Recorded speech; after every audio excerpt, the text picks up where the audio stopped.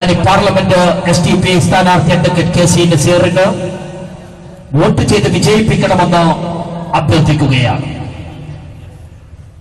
പ്രിയമുള്ളവരെ, പരിമിതിയില്ലാത്ത ഫാഷിസ്റ്റ് വിരുദ്ധ പോരാട്ടത്തിന് നേതൃത്വം നൽകുന്ന SDPI രാജ്യത്തെ ചരിത്രത്തിന് മുമ്പേ ചരിത്രം രചിക്കുകയാണ്. ബദൽ രാഷ്ട്രീയത്തിന് കരുത്തു പകരാൻ SDPI സ്ഥാനാർത്ഥിയായി പൊന്നാനി പാർലമെന്റ് മണ്ഡലത്തിൽ നിന്ന് ജനവിധി തേടുന്ന അഡ്വക്കേറ്റ് KC നസീറിന്റെ തിരഞ്ഞെടുപ്പ് പോരാട്ടത്തിന് ഇന്നു മുതൽ ഇവിടെ നിന്ന് തുടക്കം കുറിക്കുകയാണ്. SDPI പൊന്നാനി ലോക്സഭാ മണ്ഡലം കൺവെൻഷൻ ഏതാനും നിമിഷങ്ങൾക്കകം ആരംഭിക്കുകയായി. ഈ സമ്മേളനത്തിൽ പ്രസ്തുത കൺവെൻഷൻ ഉദ്ഘാടനം ചെയ്തുകൊണ്ട് സംസാരിക്കുന്നത് പാർട്ടിയുടെ സംസ്ഥാന ജനറൽ സെക്രട്ടറി തുളസീധരൻ പള്ളിക്കൽ. ഈ കൺവെൻഷൻ നിയന്ത്രിക്കുന്നത് പാർട്ടിയുടെ ജില്ലാ പ്രസിഡന്റ് CPA ലത്തീഫ്. ഈ സമ്മേളനത്തിലേക്ക് കടന്നുവരുന്ന ആളുകൾക്ക് സ്വാഗതം ആശംസിച്ചുകൊണ്ട് സംസാരിക്കുന്നത് പാർട്ടിയുടെ ജില്ലാ സെക്രട്ടറി AK അബ്ദുൽ മജീദ് സാഹിബ്. വേദിയിൽ പാർട്ടിയുടെ സംസ്ഥാന secretary PR Siyad, popular front സംസ്ഥാന സമിതി അംഗം യഹിയ തങ്ങൾ, SDPI പാലക്കാട് ജില്ലാ president SP Ameer Ali, SDPI ജില്ലാ vice president Malappuram BT Ikramul Haq, SDTU സംസ്ഥാന ട്രഷറർ അഡ്വക്കേറ്റ് AA റഹീം, പൊന്നാനിയിൽ നിന്ന് ജനവിധി തേടുന്ന അഡ്വക്കേറ്റ് KC നസീർ, SDPI ജില്ലാ ട്രഷറർ AK സൈദലവി, SDPI ജില്ലാ secretary MP Mustafa master, SDPI Palakkad ജില്ലാ സെക്രട്ടറി സഹീർ ബാബു തൃത്താല, വിം ജനറൽ സെക്രട്ടറി ആബിദ തിരോ, വിം ജില്ലാ സെക്രട്ടറിമാരായ റഹിയാനത്ത്, ക്യാമ്പസ് ഫ്രണ്ട് ഓഫ് ഇന്ത്യയുടെ പ്രതിനിധി ഷെയ്ഖ് റസൽ, CP മുഹമ്മദ് അലി എന്നിവർ വേദിയിൽ സന്നിധരായിരിക്കുകയാണ്. പ്രസ്തുത കൺവെൻഷന് ഏതാനും നിമിഷങ്ങൾ പിന്നിടുമ്പോൾ ആരംഭം കുറിക്കും.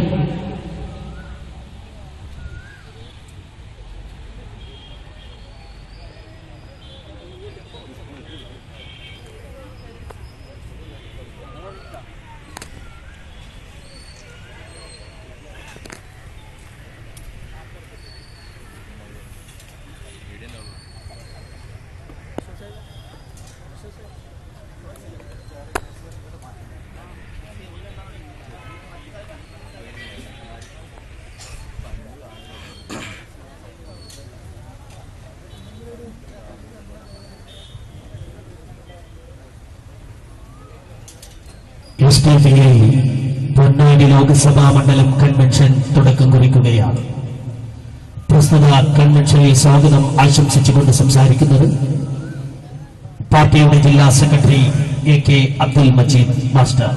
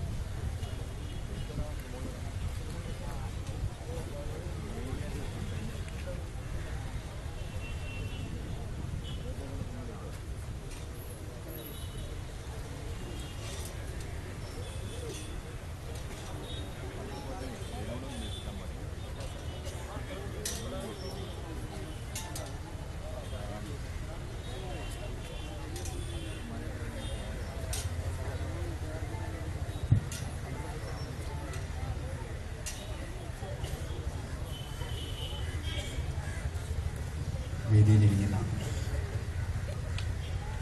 പാർട്ടിയുടെ സംസ്ഥാന general secretary Shri Thulasidharan Pallikkal,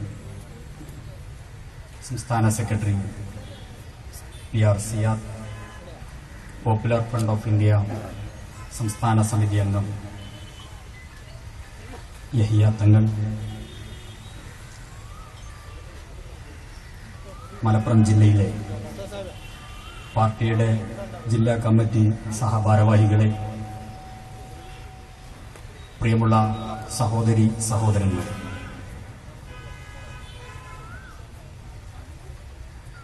social democratic party of India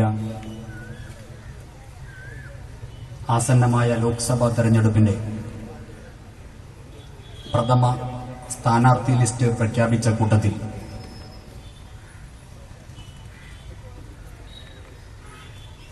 Ponnani Lok Sabha മണ്ഡലത്തിൽ നിന്നും ജനവിധി തേടുന്നതിനു വേണ്ടി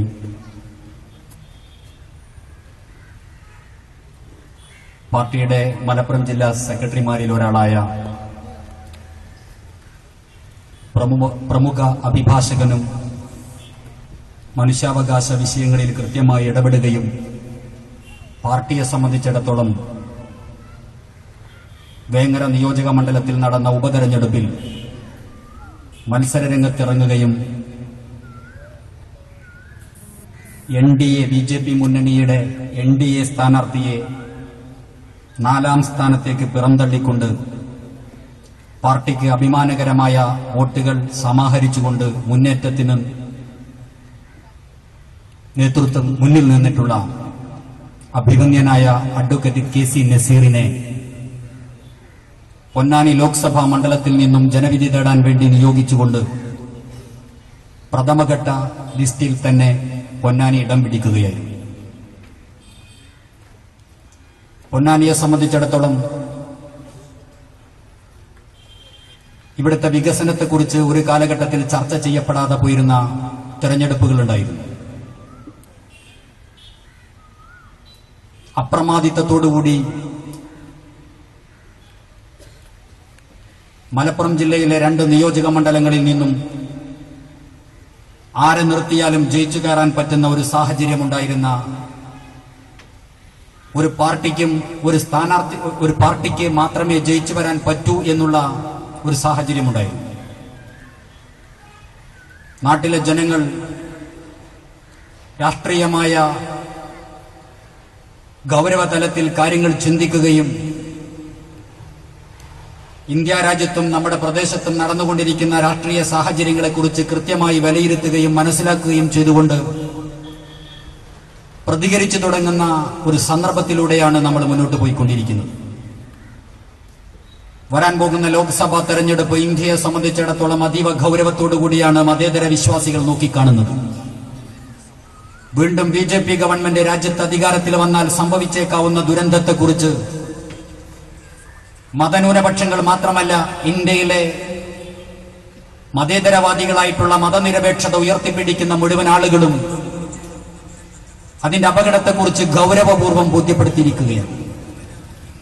മാത്രവുമല്ല, രാജ്യത്തിലെ ധീര ജവാന്മാർ നടത്തിക്കൊണ്ടിരിക്കുന്ന രാജ്യസുരക്ഷയ്ക്ക് വേണ്ടിയിട്ടുള്ള ഇടപെടലുകൾ പോലും തങ്ങളുടെ രാഷ്ട്രീയ ലാഭത്തിനും വോട്ട് ലാഭത്തിനും വേണ്ടി ഉപയോഗപ്പെടുത്താൻ എങ്ങനെ സാധിക്കും എന്നതിനെക്കുറിച്ച് ഗവേഷണം നടത്തിക്കൊണ്ടിരിക്കുന്ന ഒരു പ്രത്യേക സാഹചര്യത്തിലൂടെയാണ് നമ്മുടെ രാജ്യം മുന്നോട്ട് പോയിക്കൊണ്ടിരിക്കുന്നത്. നാടിനെ സംബന്ധിച്ചിടത്തോളം ഗൗരവമേറിയ ഒരു തെരഞ്ഞെടുപ്പിനെ ബദൽ രാഷ്ട്രീയത്തിന് SDPIയെ പിന്തുണക്കുക എന്ന പ്രമേയം ഉയർത്തിപ്പിടിച്ചുകൊണ്ട് യഥാർത്ഥ ബദലിന് SDPIയെ പിന്തുണക്കുക എന്നാവശ്യപ്പെട്ടുകൊണ്ടാണ് ഈ തെരഞ്ഞെടുപ്പിൽ ജനവിധി തേടുന്നത് SDPI. രൂപീകരണത്തിന് ശേഷം നടന്നിട്ടുള്ള തെരഞ്ഞെടുപ്പുകളിലൊക്കെ തന്നെയും കൃത്യമായി മത്സരിക്കുകയും തങ്ങളുടെ വളർച്ചാ നിരക്ക് ബോധ്യപ്പെടുമാറ് വിധത്തിൽ വോട്ടുകൾ സമാഹരിച്ചുകൊണ്ട് മുന്നോട്ട് പോകുന്ന ഒരു രാഷ്ട്രീയ പാർട്ടിയാണ്. നവാഗതകരാണെങ്കിൽ പോലും കേഡർ സംവിധാനത്തോടുകൂടി രാജ്യത്തിന്റെ വിവിധ സംസ്ഥാനങ്ങളിൽ സാന്നിധ്യം അറിയിച്ചിട്ടുള്ള തെരഞ്ഞെടുപ്പ് രാഷ്ട്രീയത്തിലും സാന്നിധ്യം അറിയിച്ചിട്ടുള്ള ഒരു പാർട്ടിയാണ് SDPI എന്ന് രാഷ്ട്രീയത്തെ നോക്കിക്കാണുന്ന മുഴുവൻ ആളുകളും ഇന്ന് വിലയിരുത്തി കഴിഞ്ഞിരിക്കുകയാണ്. അതുകൊണ്ട് തന്നെ കേരളത്തിലെ 20 ലോക്സഭാ മണ്ഡലങ്ങളിലും ആര് ജയിക്കണം, ആര് പരാജയപ്പെടണം എന്നുള്ള കൃത്യമായ വിധി നിർണയിക്കുന്ന ഒരു രാഷ്ട്രീയ പാർട്ടിയായി SDP മാറിക്കഴിഞ്ഞിരിക്കുന്നു എന്ന് കേരളത്തിലെ ഒട്ടുമിക്ക ചാനലുകളും ഇതിനകം റിപ്പോർട്ട് ചെയ്യുകയുണ്ടായി.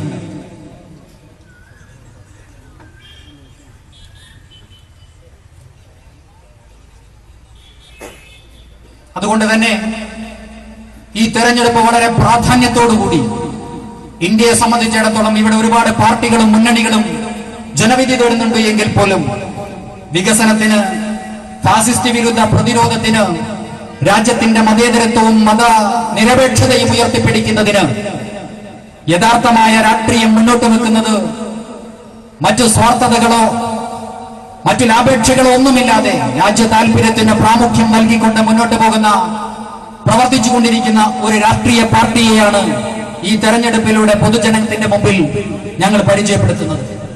യഥാർത്ഥ ബദലിന് SDP പിന്തുണക്കുക എന്നുള്ള സന്ദേശം ഇനി വരാനിരിക്കുന്ന പ്രാസംഗികന്മാർ ഇവിടെ വിശദീകരിക്കും എന്നുള്ളത് കൊണ്ട് തന്നെ ഞാൻ എന്റെ ഉത്തരവാദിത്തത്തിലേക്ക് കടക്കുകയാണ്. പൊന്നാനി ലോക്സഭാ മണ്ഡലം SDP ഈ കൺവെൻഷൻ ഉദ്ഘാടനം ചെയ്യുന്നതിന് വേണ്ടി ഇവിടെ എത്തിച്ചേർന്നിട്ടുള്ളത് പാർട്ടിയുടെ സംസ്ഥാന മുഖ്യ കാര്യദർശിമാരിൽ ഒരാളായ ശ്രീ തുളസീധരൻ പള്ളിക്കൽ അവറുകളാണ്. പ്രമുഖ വാഗ്മിയും പാർട്ടിയുടെ തുടക്കം തൊട്ട് തന്നെ സംസ്ഥാന നേതൃനിരയിലുള്ള അഭിവന്യനായ തുളസീധരനെ നിങ്ങൾക്കേവർക്കും വേണ്ടി പൊന്നാനി ലോക്സഭാ മണ്ഡലത്തിലെ പാർട്ടി പ്രവർത്തകർക്ക് വേണ്ടി, ബഹുജനങ്ങൾക്ക് വേണ്ടി ഞാൻ സ്നേഹാദരവോടെ ഈ വേദിയിലേക്ക് സ്വാഗതം ചെയ്യുന്നു. നമ്മളോട് സംസാരിക്കുന്നതിന് വേണ്ടി ഇവിടെ എത്തിച്ചേർന്നിട്ടുള്ളത് പാർട്ടിയുടെ സംസ്ഥാന സെക്രട്ടറിമാരിൽ ഒരാളായ PR സിയാദ് അവറുകളാണ്. അദ്ദേഹത്തെയും നിങ്ങൾക്കേവർക്കും വേണ്ടി ഞാൻ ഈ വേദിയിലേക്ക് സ്വാഗതം ചെയ്യുന്നു.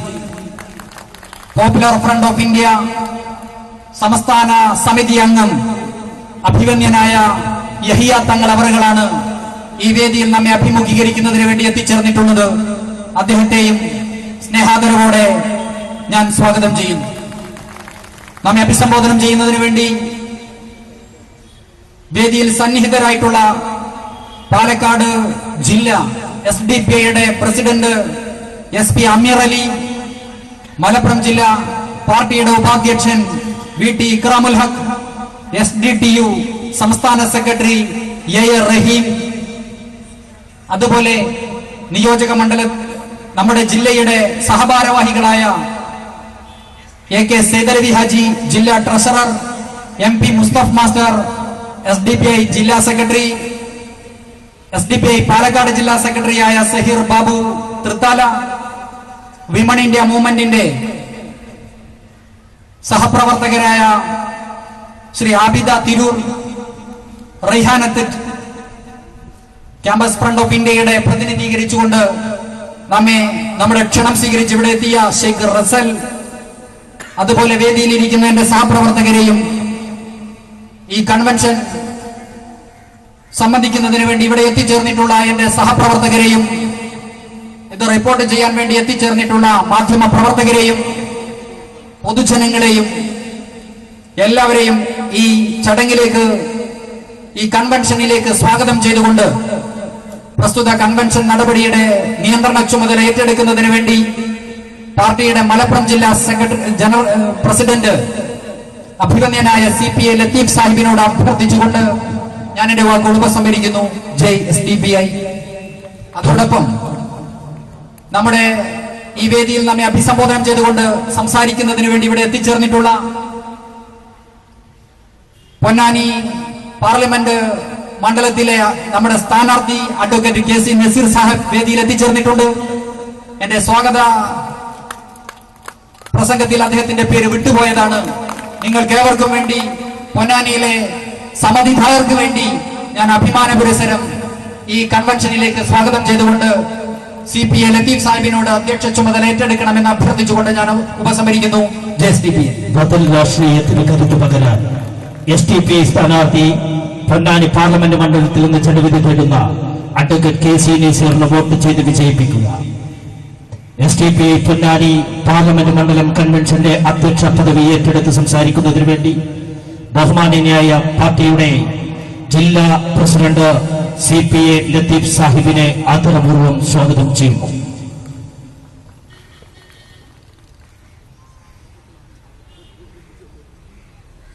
ബഹുമാന്യനായ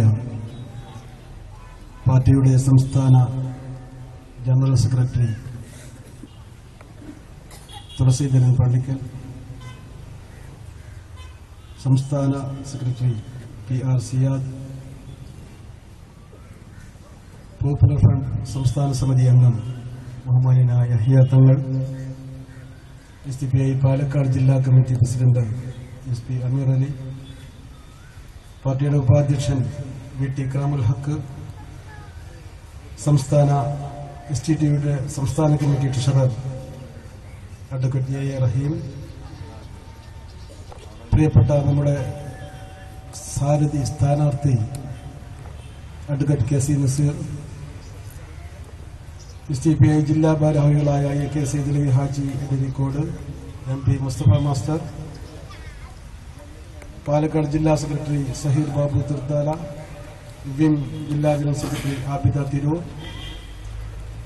വിം ജില്ലാ secretary Rahanath, campus front of India ഭാരവാഹി ഷെയ്ഖ് റസൽ, പാർട്ടി ജില്ലാ general secretary AK Abdul Majeed master, program committee convener CP Muhammad Ali, പ്രിയപ്പെട്ട സഹോദരി സഹോദരന്മാരെ,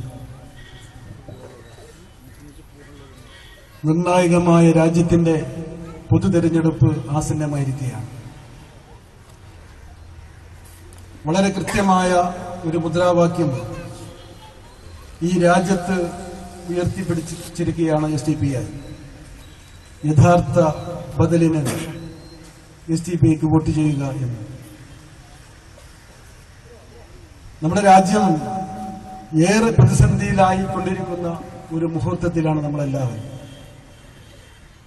രാജ്യത്തിന്റെ ഭരണകൂടം രാജ്യത്തിന്റെ സുരക്ഷാ കാര്യങ്ങളിൽ പോലും അതിഗുരുതരമായ വീഴ്ച വരുത്തുന്നുണ്ടോ എന്ന് ആശങ്ക ജനിക്കുമാറ് രാജ്യത്തിന്റെ അയൽ രാജ്യങ്ങളിൽ നിന്ന് വലിയ പ്രതിസന്ധികൾക്ക് സാധ്യതയുണ്ടോ എന്ന രീതിയിലുള്ള അക്രമങ്ങൾക്ക് തുടക്കം കുറിച്ച ഒരു കാലഘട്ടം. അതോടൊപ്പം നമ്മുടെ രാജ്യത്തെ പൗരന്മാർക്ക് സുരക്ഷ കൊടുക്കുന്നതിൽ രാജ്യത്തിന്റെ ഭരണഘടന വിഭാവനം ചെയ്ത, ഭരണഘടന ഉറപ്പു നൽകിയ സ്വാതന്ത്ര്യം ഹനിക്കുമാറ് രാജ്യത്തെ ഭരണകൂടത്തിന്റെ ഒത്താശയോടും അനുഗ്രഹാശിസങ്ങളോടും കൂടി ഫാഷിസ്റ്റ് ശക്തികൾ ഭീകരത സൃഷ്ടിച്ചുകൊണ്ടിരിക്കുന്ന കാലം, രാജ്യത്തിന്റെ ഏറ്റവും വലിയ സമ്പത്തും അഭിമാനവുമായ രാജ്യത്തിന്റെ ജനാധിപത്യ സംവിധാനം ഈ രാജ്യത്ത് ഇനി നിലനിൽക്കുമോ എന്ന് രാജ്യത്തെ പ്രമുഖരെല്ലാം ആശങ്കപ്പെട്ടുകൊണ്ടിരിക്കുന്ന ഒരു കാലഘട്ടം. ഇവിടെയാണ്, ഈ സമയത്താണ്, ഈ സന്ദർഭത്തിലാണ് രാജ്യത്ത് അതിന്റെ അടുത്ത 5 വർഷത്തെ ഭാഗധേയം നിർണ്ണയിക്കുന്നതിനുള്ള പൊതുതെരഞ്ഞെടുപ്പ് ആസന്നമായിരിക്കുന്നത്.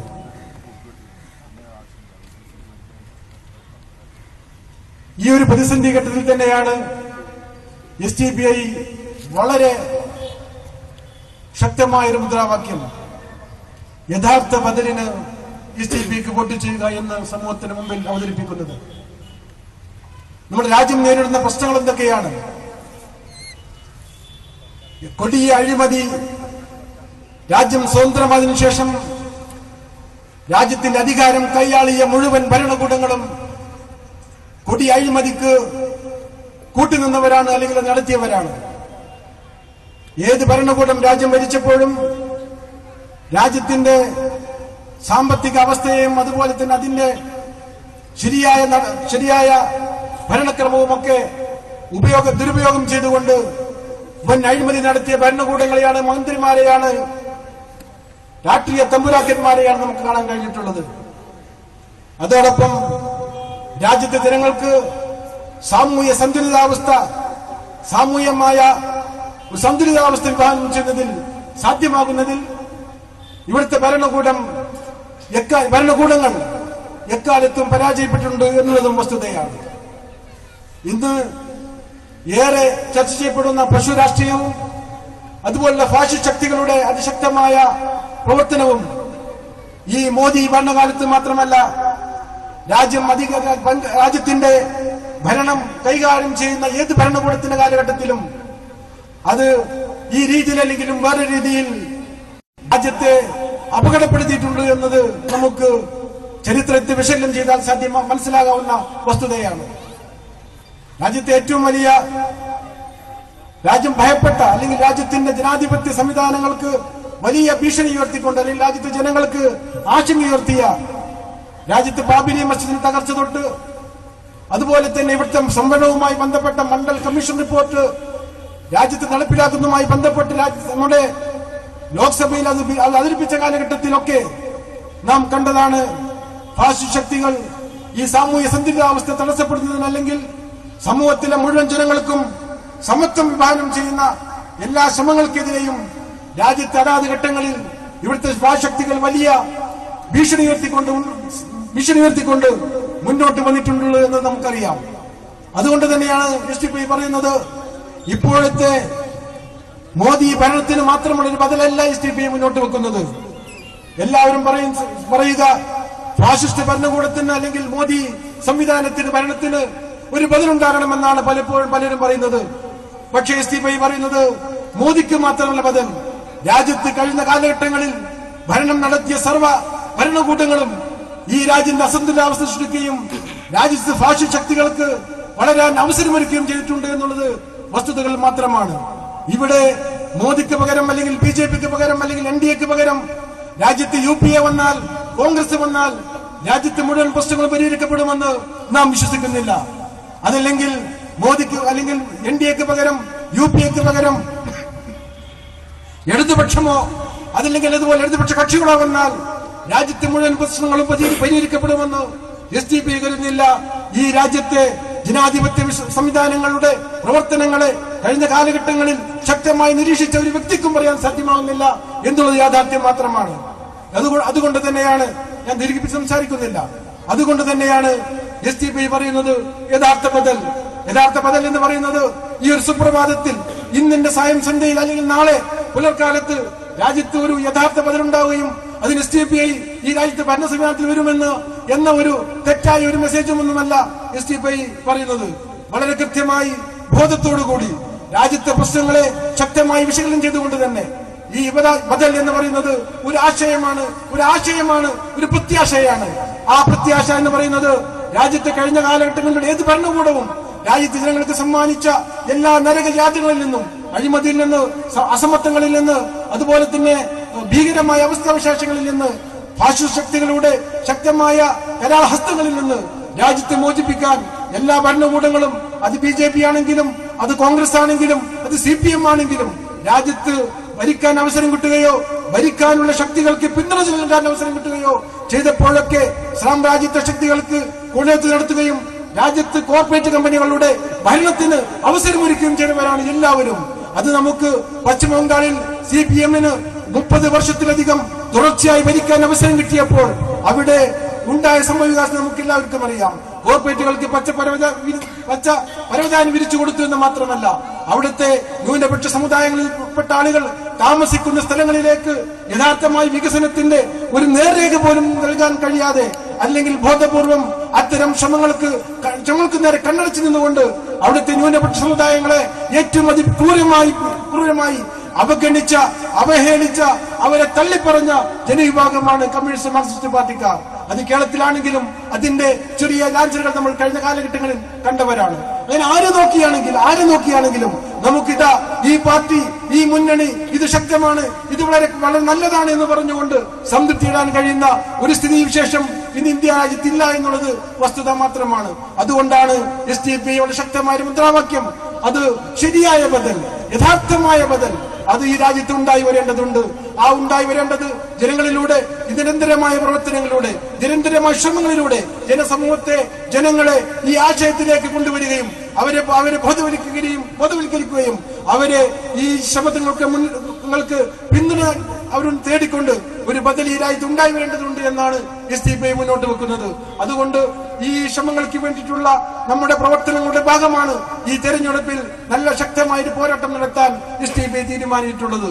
SDPIയുടെ അഖിലേന്ത്യാ കമ്മിറ്റി ഈ നമ്മുടെ പൊന്നാനി അടക്കമുള്ള ഏതാനും മണ്ഡലങ്ങളിൽ കേരളത്തിൽ ആ ലിസ്റ്റിൽ പ്രഖ്യാപിക്കുകയും അതിനുള്ള പ്രവർത്തനങ്ങൾക്ക് ഇവിടെ നമ്മൾ തുടക്കം കുറിക്കുകയുമാണ്.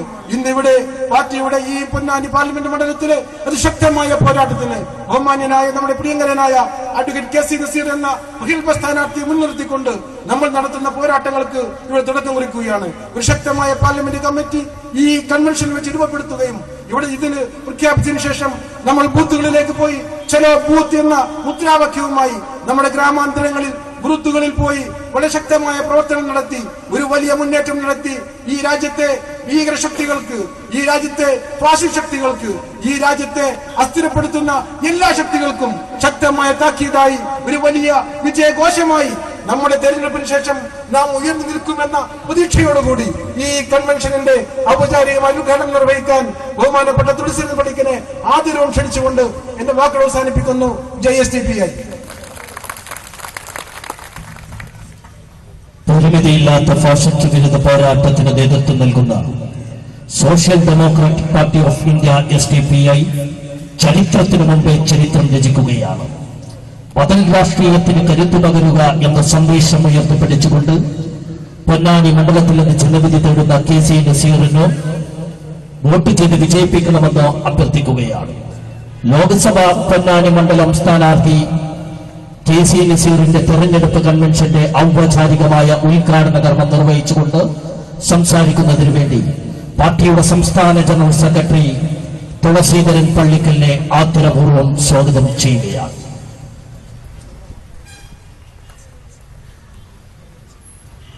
പൊന്നാനി ലോക്സഭാ മണ്ഡലം കൺവെൻഷന്റെ അധ്യക്ഷൻ, എന്റെ പ്രിയ സുഹൃത്ത്, പാർട്ടിയുടെ ജില്ലാ അമരക്കാരൻ CPI ലത്തീഫ്, ഈ സമ്മേളനത്തിൽ പങ്കെടുത്തുകൊണ്ടിരിക്കുന്ന പാർട്ടിയുടെ സംസ്ഥാന സെക്രട്ടറി PR സിയാദ്, പ്രിയ സഹപ്രവർത്തകൻ പോപ്പുലർ ഫ്രണ്ടിന്റെ സംസ്ഥാന സമിതി അംഗം യഹിയ തങ്ങൾ, വേദിയിലുള്ള ഇക്രാമുൽ ഹക്ക്, അഡ്വക്കേറ്റ് A റഹീം,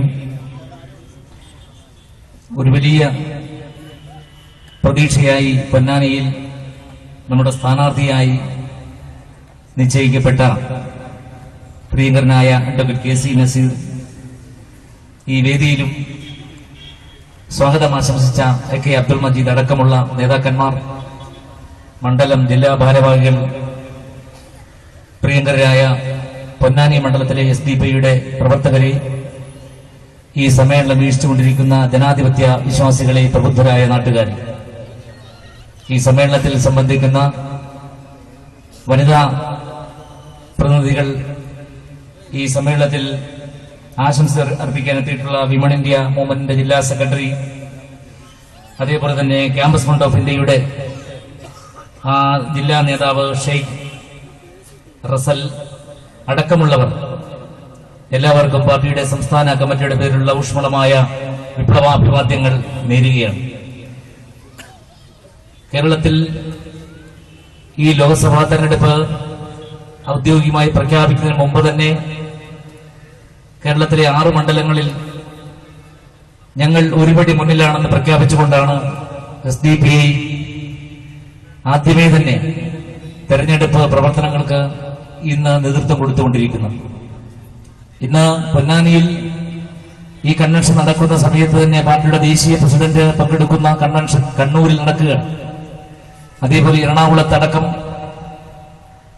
ഈ തെരഞ്ഞെടുപ്പിൽ ശക്തമായൊരു സാന്നിധ്യമായി ദക്ഷിണേന്ത്യയിൽ നമ്മളുണ്ട് എന്ന് വ്യക്തമാക്കിക്കൊണ്ടാണ് ഒരു പുതിയ ബദലിന് നമ്മൾ ഈ തെരഞ്ഞെടുപ്പ് പ്രചരണ പ്രവർത്തനങ്ങളെ നോക്കിക്കാണുന്നു. 2009 ഇത്തരമൊരു ആശയം പിറവിയെടുക്കുന്നത് മുതൽ ഒരേ സമയം രാഷ്ട്രീയ പ്രവർത്തനവും അതേസമയം തന്നെ ഇന്ത്യയിലെ ജനങ്ങളുടെ നിർഭേദത്തിന്റെ രാഷ്ട്രീയം, അത് ജനങ്ങൾക്കിടയിൽ പ്രവർത്തിച്ചുകൊണ്ടിരിക്കുന്ന ഒരു പാർട്ടിയാണ് social democratic party of India. അതുകൊണ്ട് തന്നെ തെരഞ്ഞെടുപ്പ് പ്രക്രിയ പ്രവർത്തനം മാത്രമാണ് രാഷ്ട്രീയ പ്രവർത്തനം എന്ന് വിശ്വസിക്കുന്ന ഒരു പാർട്ടിയല്ല നമ്മൾ. പക്ഷേ ഇന്ത്യയിൽ കഴിഞ്ഞ 7 പതിറ്റാണ്ടായി നിലനിൽക്കുന്ന ജനാധിപത്യ ഇന്ത്യയുടെ ഭരണസിരാകേന്ദ്രങ്ങൾ അത് മാറി മാറി ഭരിച്ചിരുന്നവർ ഈ രാജ്യത്ത് അവതരിപ്പിച്ചതും ഈ രാജ്യത്ത് ഉയർത്തിക്കൊണ്ടുവരുന്നതും കോർപ്പറേറ്റുകളുടെയും മേധാവിത്വ ശക്തികളുടെയും സവർണ മേധാവിത്വത്തിന്റെയും രാഷ്ട്രീയമാണെന്ന തിരിച്ചറിവിൽ നിന്നുകൊണ്ടാണ് ഇതാ ജനങ്ങൾക്കൊരു യഥാർത്ഥ ബദൽ ഞങ്ങൾ അവതരിപ്പിക്കുന്നു എന്ന് നമ്മൾ പറയുന്നു. അഡ്വക്കേറ്റ് കെ സി നസീറിനെ പൊന്നാനിയിൽ നമ്മൾ അവതരിപ്പിക്കുമ്പോൾ പാർട്ടിയുടെ പ്രതീകമായി പാർട്ടിയുടെ തെരഞ്ഞെടുപ്പ് ചിഹ്നത്തിൽ ഇവിടെ മത്സരിക്കുമ്പോൾ കെ സി നസീർ എന്ന വ്യക്തിയല്ല നമ്മൾ ഇവിടെ അവതരിപ്പിക്കുന്നത്. 7 പതിറ്റാണ്ടായി ഇന്ത്യ രാജ്യം നിർദ്ദയം ചവിട്ടിയരയ്ക്കപ്പെട്ട മാറ്റി നിർത്തപ്പെട്ട ഒരു വലിയ ആശയത്തെയാണ് നമ്മൾ ഈ രാജ്യത്ത് വീണ്ടെടുക്കാൻ ശ്രമിക്കുന്നത്. 5 വർഷക്കാലം നരേന്ദ്രമോദി ഭരിച്ചു. ഒരുപക്ഷെ നരേന്ദ്രമോദി രാജ്യത്ത് അധികാരത്തിൽ വരുമെന്ന് പ്രവചനാത്മകമായി നമ്മൾ പറഞ്ഞിട്ടുള്ള പാർട്ടിയാണ് social democratic party of India. ഇന്ന് 5 വർഷം പൂർത്തീകരിക്കുന്ന സമയത്ത് കേവലമായി ഇവിടെ സൂചിപ്പിക്കപ്പെട്ടതുപോലെ ഇന്ത്യയുടെ സൈനിക ശക്തിയെയും വ്യോമശക്തിയെയും ഒക്കെ ദുരുപയോഗം ചെയ്തുകൊണ്ടാണ് ഈ തെരഞ്ഞെടുപ്പിൽ നരേന്ദ്രമോദി വോട്ട് ചോദിക്കാൻ പോകുന്നത്. രാജ്യത്തിലെ ജനങ്ങളുടെ മുഴുവൻ പ്രതീക്ഷയും തകർത്തെറിഞ്ഞുകൊണ്ട് എല്ലാവിധമായ പരിഷ്കരണങ്ങളും രാജ്യത്തെ ജനങ്ങളെ രാജ്യത്തെ ഏറ്റവും പിന്നോക്കമാക്കിയ ഒരു 5 വർഷമാണ് കടന്നുപോയത്. അതിന്റെ വിശദാംശങ്ങളിലേക്കൊന്നും ഞാൻ പോകുന്നില്ല. നോട്ട് നിരോധനമടക്കം സാമ്പത്തിക പരിഷ്കരണങ്ങൾ, അതേപോലെ രാജ്യത്ത് നടപ്പിലാക്കിക്കൊണ്ടിരിക്കുന്ന കോർപ്പറേറ്റ് ശാക്തീകരണ പരിപാടികൾ, ഏറ്റവും അവസാനം കേരളത്തിന്റെ ഏറ്റവും ശക്തമായിരുന്ന തിരുവനന്തപുരത്തെ വിമാനത്താവളമടക്കം നരേന്ദ്രമോദിയുടെ കൂട്ടുകാരനായ ഇന്ത്യയുടെ കോർപ്പറേറ്റ് ഭീമൻ അദാനിക്ക് തീരെഴുതുന്ന തരത്തിലേക്ക് കേരളത്തെ പോലും അങ്ങനെ കോർപ്പറേറ്റുകൾക്ക് വീണ്ടും വിട്ടുകൊടുക്കുന്ന രീതിയിലാണ് നരേന്ദ്രമോദി രാജ്യം ഭരിച്ചുകൊണ്ടിരിക്കുന്നത്. ഒരു വശത്ത് ജനാധിപത്യത്തെ ദുർബലപ്പെടുത്തുക, ഭരണ സംവിധാനങ്ങളെ മുഴുവൻ രാജ്യത്ത് ഏകപക്ഷീയമായി മേധാവിത്വ ശക്തികൾക്ക് അനുകൂലമായി തിരിക്കുക, സംഘപരിവാരങ്ങളുടെ പ്രത്യശാസ്ത്രം നടപ്പിലാക്കുക, പശുവിന്റെ പേരിലും ഈ രാജ്യത്ത് മറ്റിതര സംവിധാനങ്ങളുടെ പേരിലും രാജ്യത്തെ ജനങ്ങളെ കൊല്ലാക്കൊല ചെയ്യുക, കൊന്നുകൊണ്ടിരിക്കുക. അതിനപ്പുറത്ത് ശക്തമായ കോർപ്പറേറ്റ് വൽക്കരണം, ഇന്ത്യ ചരിത്രം തന്നെ തിരുത്തി എഴുതുന്ന കാവ്യവൽക്കരണത്തിന്റെ ഏറ്റവും വലിയ മാതൃകകളായി ഈ രാജ്യത്ത് നമ്മുടെ പൈതൃകങ്ങൾ പോലും രാജ്യത്ത് കാവിപ്പടയ്ക്ക് മുന്നിൽ അല്ലെങ്കിൽ അവരുടെ അധികാരികളുടെ മുന്നിൽ അവരുടെ ചരിത്രകാരന്മാർക്ക് യഥേഷ്ടം വിട്ടുകൊടുക്കുന്ന അവസ്ഥയിലേക്ക് രാജ്യം പോകുന്നു. സ്വാതന്ത്ര്യത്തിന്റെ നാളുകളിൽ അതിനുശേഷവും ഈ രാജ്യത്ത് പൊരുതി നിന്ന ദേശസ്നേഹം പ്രകടിപ്പിച്ച ഈ രാജ്യത്ത് ജീവത്യാഗം ചെയ്ത വലിയ സാമൂഹ്യ വിഭാഗങ്ങളെ ഈ രാജ്യത്ത് 2ാം കിട പൗരന്മാരാക്കുക അവർ ചെയ്തുകൊണ്ടിരുന്ന പരിപാടികളാണ്. കൊലകൾ എന്ന് പറഞ്ഞാൽ ഈ രാജ്യത്തത് നിത്യേന വരുന്ന വാർത്തകൾ വെറും തമാശകളാകുന്ന രീതിയിലേക്ക് മാറുന്നു. കൂട്ടക്കുരുതികൾ നിങ്ങൾക്കറിയാം. ഇന്ത്യ രാജ്യത്ത് അങ്ങ് ഗുജറാത്തിന്റെ മണ്ണിൽ നരേന്ദ്രമോദി ഭരിക്കുന്ന സമയത്ത് അവിടെ നടന്ന അതേ കൂട്ടക്കുരുതികളെ, ഗോദ്ര അടക്കമുള്ള സംഭവങ്ങൾക്ക് ശേഷമുണ്ടായ ഗുൽബർഗ സൊസൈറ്റി അടക്കമുള്ള കൂട്ടക്കുരുതികളെ അനുസ്മരിക്കുന്ന രീതിയിൽ ഇന്ത്യയിലെമ്പാടും ന്യൂനപക്ഷങ്ങളെയും ദളിതരെയും പാർശ്വവൽക്കൃതരെയും വേട്ടയാടുന്ന ഒരു സമീപനം. ആ RSSന്റെ സംഘപരിവാറിന്റെ എല്ലാ ആശയങ്ങൾക്കും അതിന്റെ എല്ലാ തിട്ടൂരങ്ങൾക്കും അവിടെ പ്രധാനമന്ത്രി കസേരയിൽ നിന്നുകൊണ്ട് ഒത്താശ ചെയ്യുന്ന ഒരു പ്രധാനമന്ത്രി അവസാനം ഈ രാജ്യത്തിന്റെ പൊതുമേഖലാ സംവിധാനങ്ങൾ വരെ രാജ്യത്ത് വിറ്റുതുലക്കുന്ന സംവിധാനങ്ങളിലേക്ക് പോയ കാര്യവും നമുക്കറിയാം.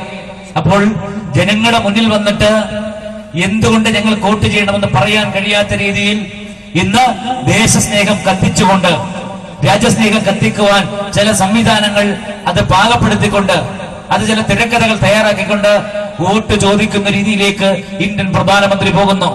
അതുകൊണ്ട് നമ്മൾ ആവർത്തിച്ച് പറഞ്ഞിട്ടുള്ള ഈ രാജ്യത്തെ ന്യൂനപക്ഷങ്ങളെയും ദളിതരെയും പിന്നോക്കരെയും ഇവിടുത്തെ വൈവിധ്യങ്ങളെയും ബഹുസ്വരതയും തകർക്കുന്ന സംഘപരിവാര ഭീകരത 2019 ഈ വരുന്ന തെരഞ്ഞെടുപ്പിൽ നമുക്ക് ഇന്ത്യയിൽ അവസാനിപ്പിക്കേണ്ടതുണ്ട്. അതുകൊണ്ടാണ് ദേശവ്യാപകമായി ഒരു രാഷ്ട്രീയ ബദലിന് വേണ്ടിയുള്ള, ഒരു സാമൂഹ്യ ബദലിന് വേണ്ടിയുള്ള ഒരു വലിയ ബദലിന് വേണ്ടിയുള്ള ഒരു പുതിയ സാമൂഹ്യ രാഷ്ട്രീയ സംവിധാനം ഇന്ത്യയിൽ ഉണ്ടാക്കുവാനുള്ള ഒരു ഇച്ഛാശക്തി പ്രകടിപ്പിക്കുവാനാണ് രാജ്യത്തിലെ സാധാരണക്കാരൻ ഈ തെരഞ്ഞെടുപ്പിൽ തയ്യാറാകേണ്ടത്.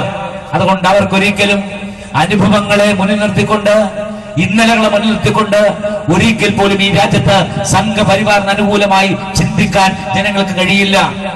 പക്ഷേ അതിന് ബദലായി സംഘപരിവാർ ശക്തികൾ അങ്ങോട്ട് മാറിയാൽ, നരേന്ദ്രമോദി അങ്ങോട്ട് മാറിയാൽ, ഇപ്പുറത്ത് ഞങ്ങളുണ്ട് എന്ന് പറയുന്ന ഇന്ത്യയിലെ ഏതെങ്കിലും ഒരു പക്ഷം ജനകീയ പക്ഷമാണോ?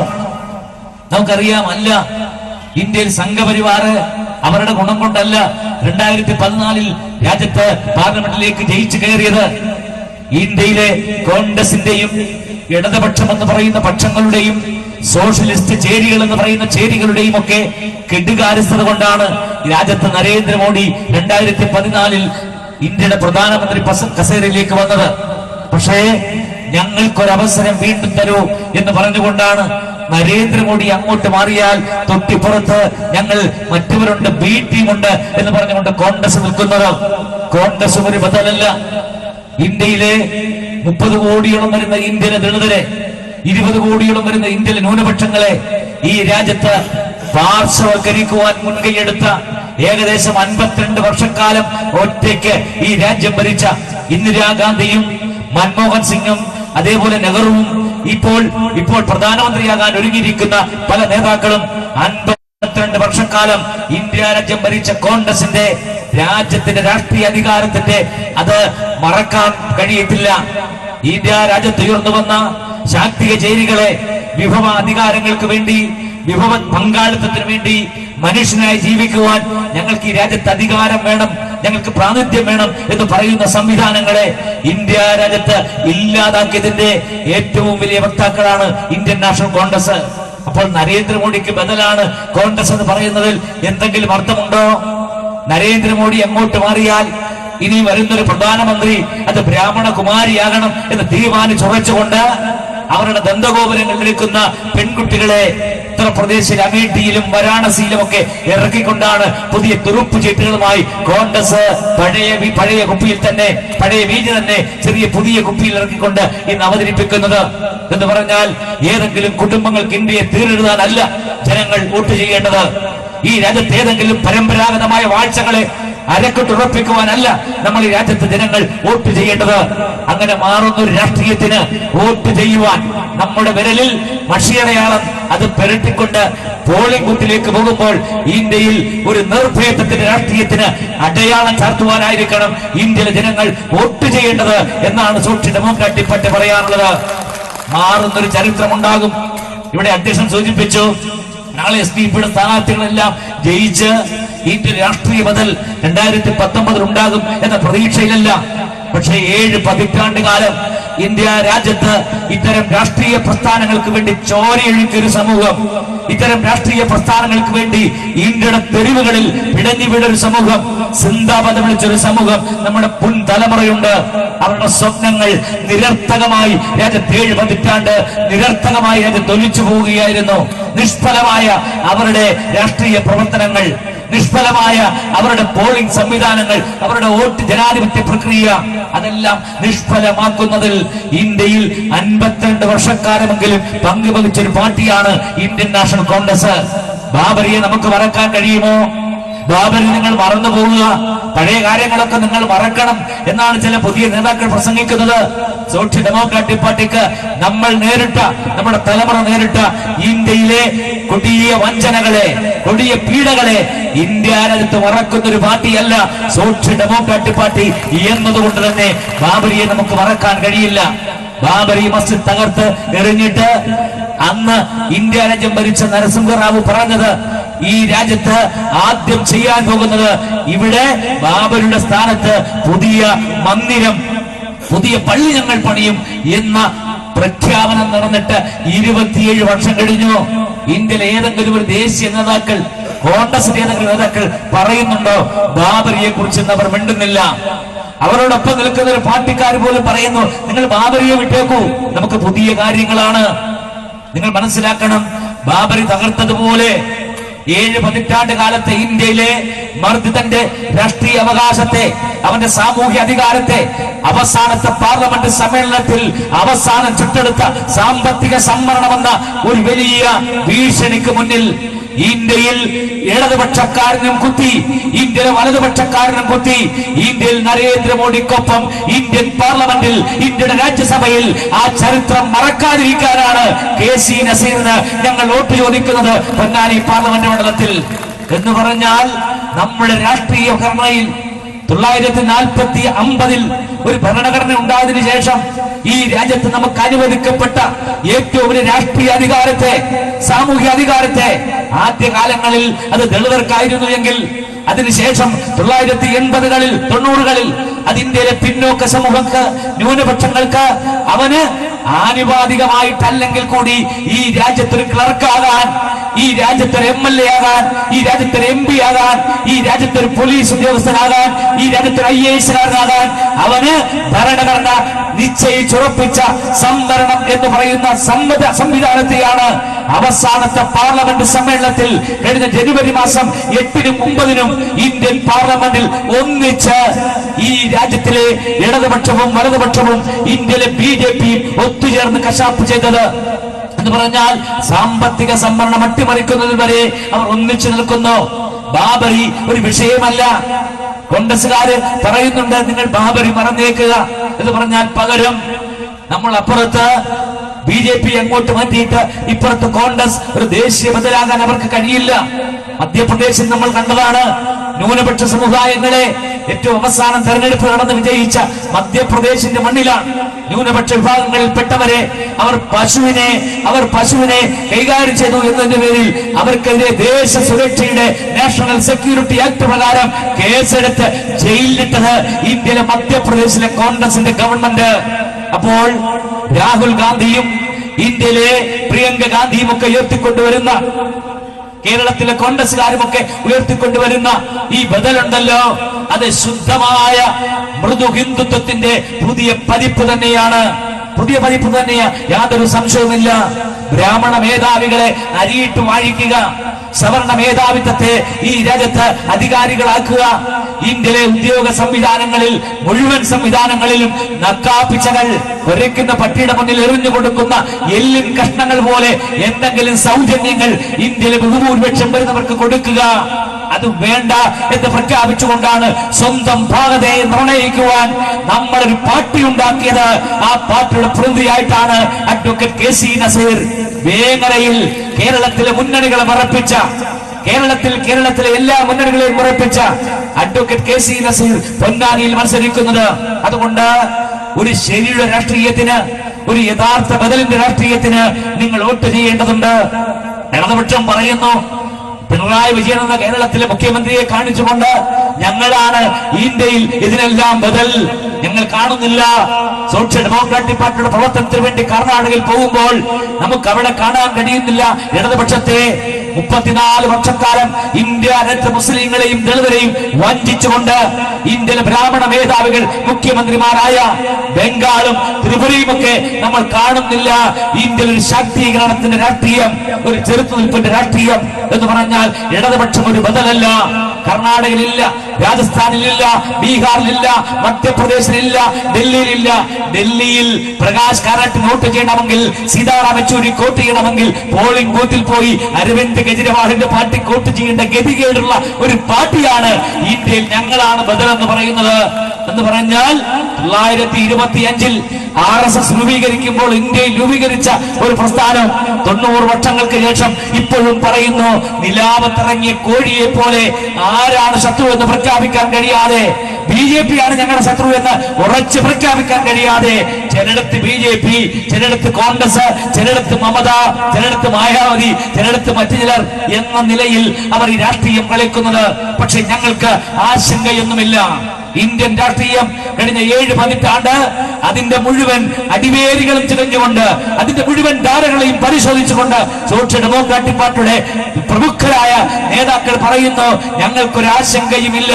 ഇന്ത്യ രാജ്യത്ത് ഞങ്ങൾ മുന്നിൽ നിർത്തുന്നത് ഈ രാജ്യത്തെ വരേണ്യതയാണ്, സംഘപരിവാരത്തെയാണ് ഞങ്ങൾ ശത്രുവായി പ്രഖ്യാപിക്കുന്നത്. ഇപ്പുറത്തോ മർദ്ദിത ജനകോടികളുടെ അഭിവാഞ്ചയാണ്. തിരിഞ്ഞോടുവാൻ കഴിയാത്ത, നിർഭയമായി ഈ രാജ്യത്ത് ജീവിക്കാൻ ആഗ്രഹിക്കുന്ന ഇന്ത്യയിലെ ബഹുഭൂരിപക്ഷത്തെ അർത്ഥവത്തായി പ്രതികരിക്കുന്ന ഒരു പുതിയ രാഷ്ട്രീയത്തെ ഞങ്ങൾ തൊട്ടിപ്പുറത്ത് ബദലായി ഉയർത്തുന്നു. ഏതെങ്കിലും ഒരു സാമൂഹികത്തെ അടിച്ചമർത്താനല്ല, ഈക്വാലിറ്റിയുടെ, ഫ്രട്ടേണിറ്റിയുടെ, ലിബർട്ടിയുടെ, സോഷ്യൽ ജസ്റ്റിസിന്റെ, സമത്വത്തിന്റെയും സഹോദരത്വത്തിന്റെയും സ്വാതന്ത്ര്യത്തിന്റെയും തുല്യതയുടെയും ഒരു പുതിയ ഇന്ത്യക്കായി ഈ പറയുന്ന ഇന്ത്യയുണ്ടല്ലോ, ഇവർ നശിപ്പിച്ച ഇന്ത്യയുണ്ടല്ലോ, ഇവർ ഭരണഘടനാ സ്ഥാപനങ്ങളെ ദുർബലപ്പെടുത്തിയ ഇന്ത്യയുണ്ടല്ലോ, ആ ഇന്ത്യയുടെ സ്ഥാനത്ത് നീതിയുടെ അടിസ്ഥാനത്തിൽ പുതിയ ഒരു ഇന്ത്യ കെട്ടിപ്പടുക്കുവാനുള്ള വോട്ടുകളായിരിക്കണം നമ്മുടെ ജനാധിപത്യ അവകാശം, നമ്മുടെ സമ്മതിദാന അവകാശം. അതുകൊണ്ട് ഇന്നലകളിൽ നമ്മൾ അവർ വോട്ട് ചെയ്തു, ഇന്നലകളിൽ നമ്മൾ മറ്റവർ വോട്ട് ചെയ്തു എന്നതല്ല. ഈ രാജ്യത്ത് നമ്മുടെ തെരഞ്ഞെടുപ്പ് അവകാശത്തിന്, നമ്മുടെ വോട്ടവകാശത്തിന് മൗലികമായ ഒരു വിലയുണ്ടായിരിക്കണം. വിലയില്ലാത്തവരല്ല നമ്മൾ. കേരളത്തിൽ കഴിഞ്ഞ പാർലമെന്റ് തെരഞ്ഞെടുപ്പിൽ മാധ്യമങ്ങൾ വിലയിരുത്തിയതാണ്, സോഷ്യൽ ഡെമോക്രാറ്റിക് പാർട്ടിക്ക് 2.25 ലക്ഷം വോട്ട് കേരളത്തിലുണ്ടായി. പക്ഷെ ഇപ്പോൾ നമ്മൾ 6 സ്ഥാനാർത്ഥികളെ പ്രഖ്യാപിക്കുന്നു.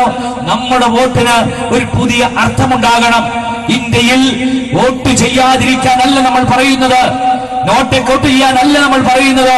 രാജ്യത്തെ നിർഭയത്വത്തോടെ ഇടതുപക്ഷത്തെ തള്ളിക്കളഞ്ഞുകൊണ്ട്, വലതുപക്ഷത്തെ തള്ളിക്കളഞ്ഞുകൊണ്ട്, BJPയെ തള്ളിക്കളഞ്ഞുകൊണ്ട് പുതിയൊരു പക്ഷത്തിന് വോട്ട് ചെയ്യാൻ നിങ്ങൾക്ക് കരുത്തുണ്ടാകണം.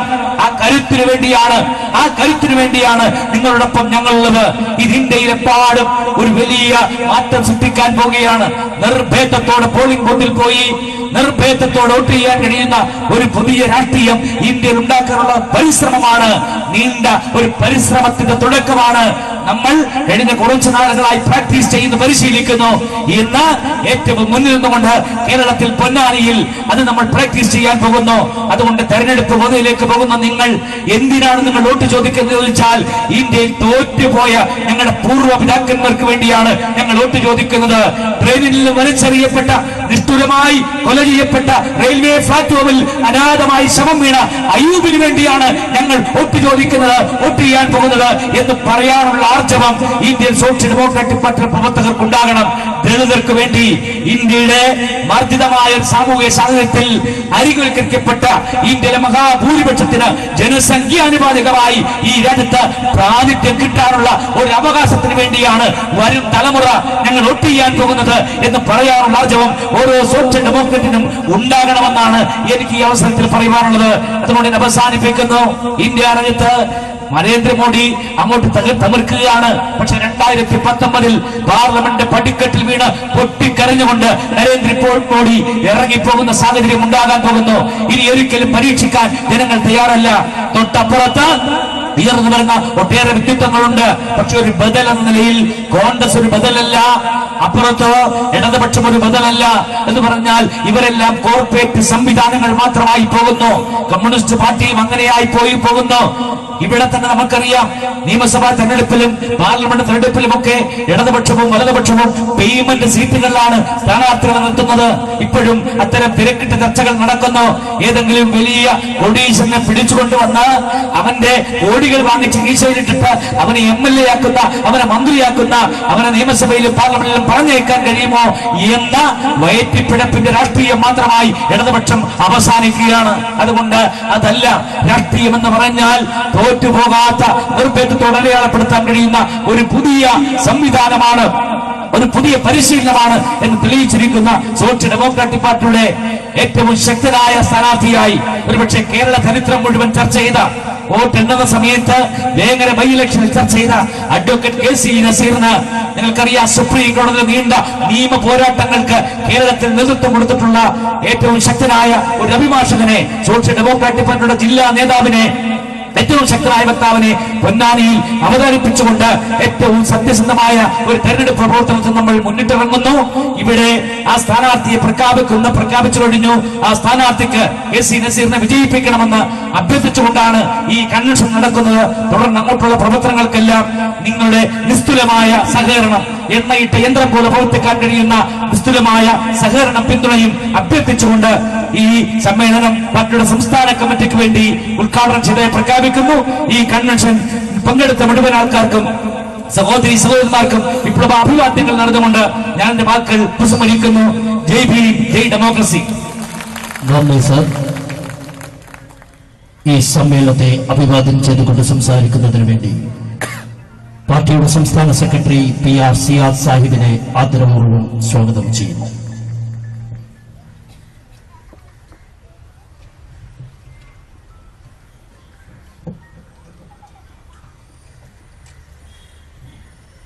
ആദരണീയനായ യോഗാധ്യക്ഷൻ പാർട്ടിയുടെ മലപ്പുറം ജില്ലാ പ്രസിഡന്റ് CPI ലത്തീഫ്, ഈ കൺവെൻഷൻ ഉദ്ഘാടനം ചെയ്ത പാർട്ടിയുടെ സമുന്നതനായ ജനറൽ സെക്രട്ടറി തുളസീധരൻ പള്ളിക്കൽ, പാർട്ടിയിൽ ഈ കൺവെൻഷനിൽ വേദി ധന്യമാക്കിക്കൊണ്ടിരിക്കുന്ന പാർട്ടിയുടെയും മറ്റു സഹസംഘടനകളുടെ നേതൃത്വങ്ങളെ, ഇവിടെ ജനവിധി നേടുന്ന പ്രിയങ്കരനായ സ്ഥാനാർത്ഥി അഡ്വക്കേറ്റ് KC നസീർ ഉൾപ്പെടെയുള്ള മുഴുവൻ നേതൃത്വങ്ങൾക്കും, ഈ കൺവെൻഷനെ ധന്യമാക്കിക്കൊണ്ടിരിക്കുന്ന പാർട്ടിയുടെ കർമ്മധീരരായ സഹപ്രവർത്തകർ, ഈ നാട്ടിലെ നല്ലവരായ ജനാധിപത്യ മതേതര വിശ്വാസികൾ, നിങ്ങൾക്കേവർക്കും സോഷ്യൽ ഡെമോക്രാറ്റിക് പാർട്ടി ഓഫ് ഇന്ത്യയുടെ ഊഷ്മളമായ അഭിവാദ്യങ്ങൾ ഞാൻ ആദ്യമായി അർപ്പിക്കുകയാണ്.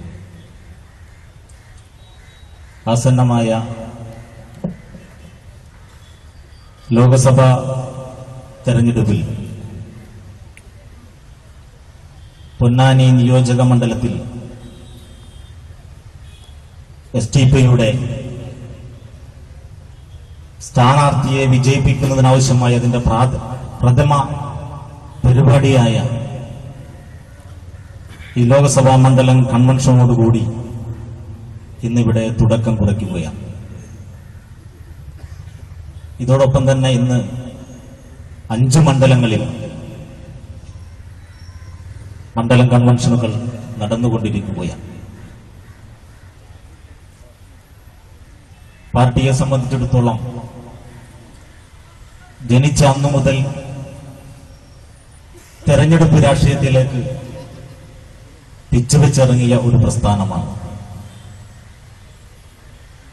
ഇലക്ഷനിൽ മത്സരിക്കുക എന്ന് മാത്രമല്ല രാഷ്ട്രീയ പ്രവർത്തനം എന്ന് വിശ്വസിക്കുന്ന ഒരു പാർട്ടിയുമല്ല STP. പക്ഷെ ജനാധിപത്യത്തിൽ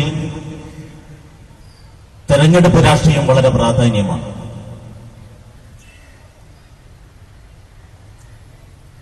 ഇന്ത്യയെ ഭരിച്ചുകൊണ്ടിരിക്കുന്നവരും ഭരിക്കാനായി മുറവിളി കൂട്ടിക്കൊണ്ടിരിക്കുന്നവരും നാളിതുവരെ നമ്മുടെ രാജ്യത്തെ എങ്ങോട്ടാണ് നയിച്ചുകൊണ്ടിരുന്നത് എന്ന് നമ്മൾ ചർച്ച ചെയ്യപ്പെടേണ്ടതുണ്ട്.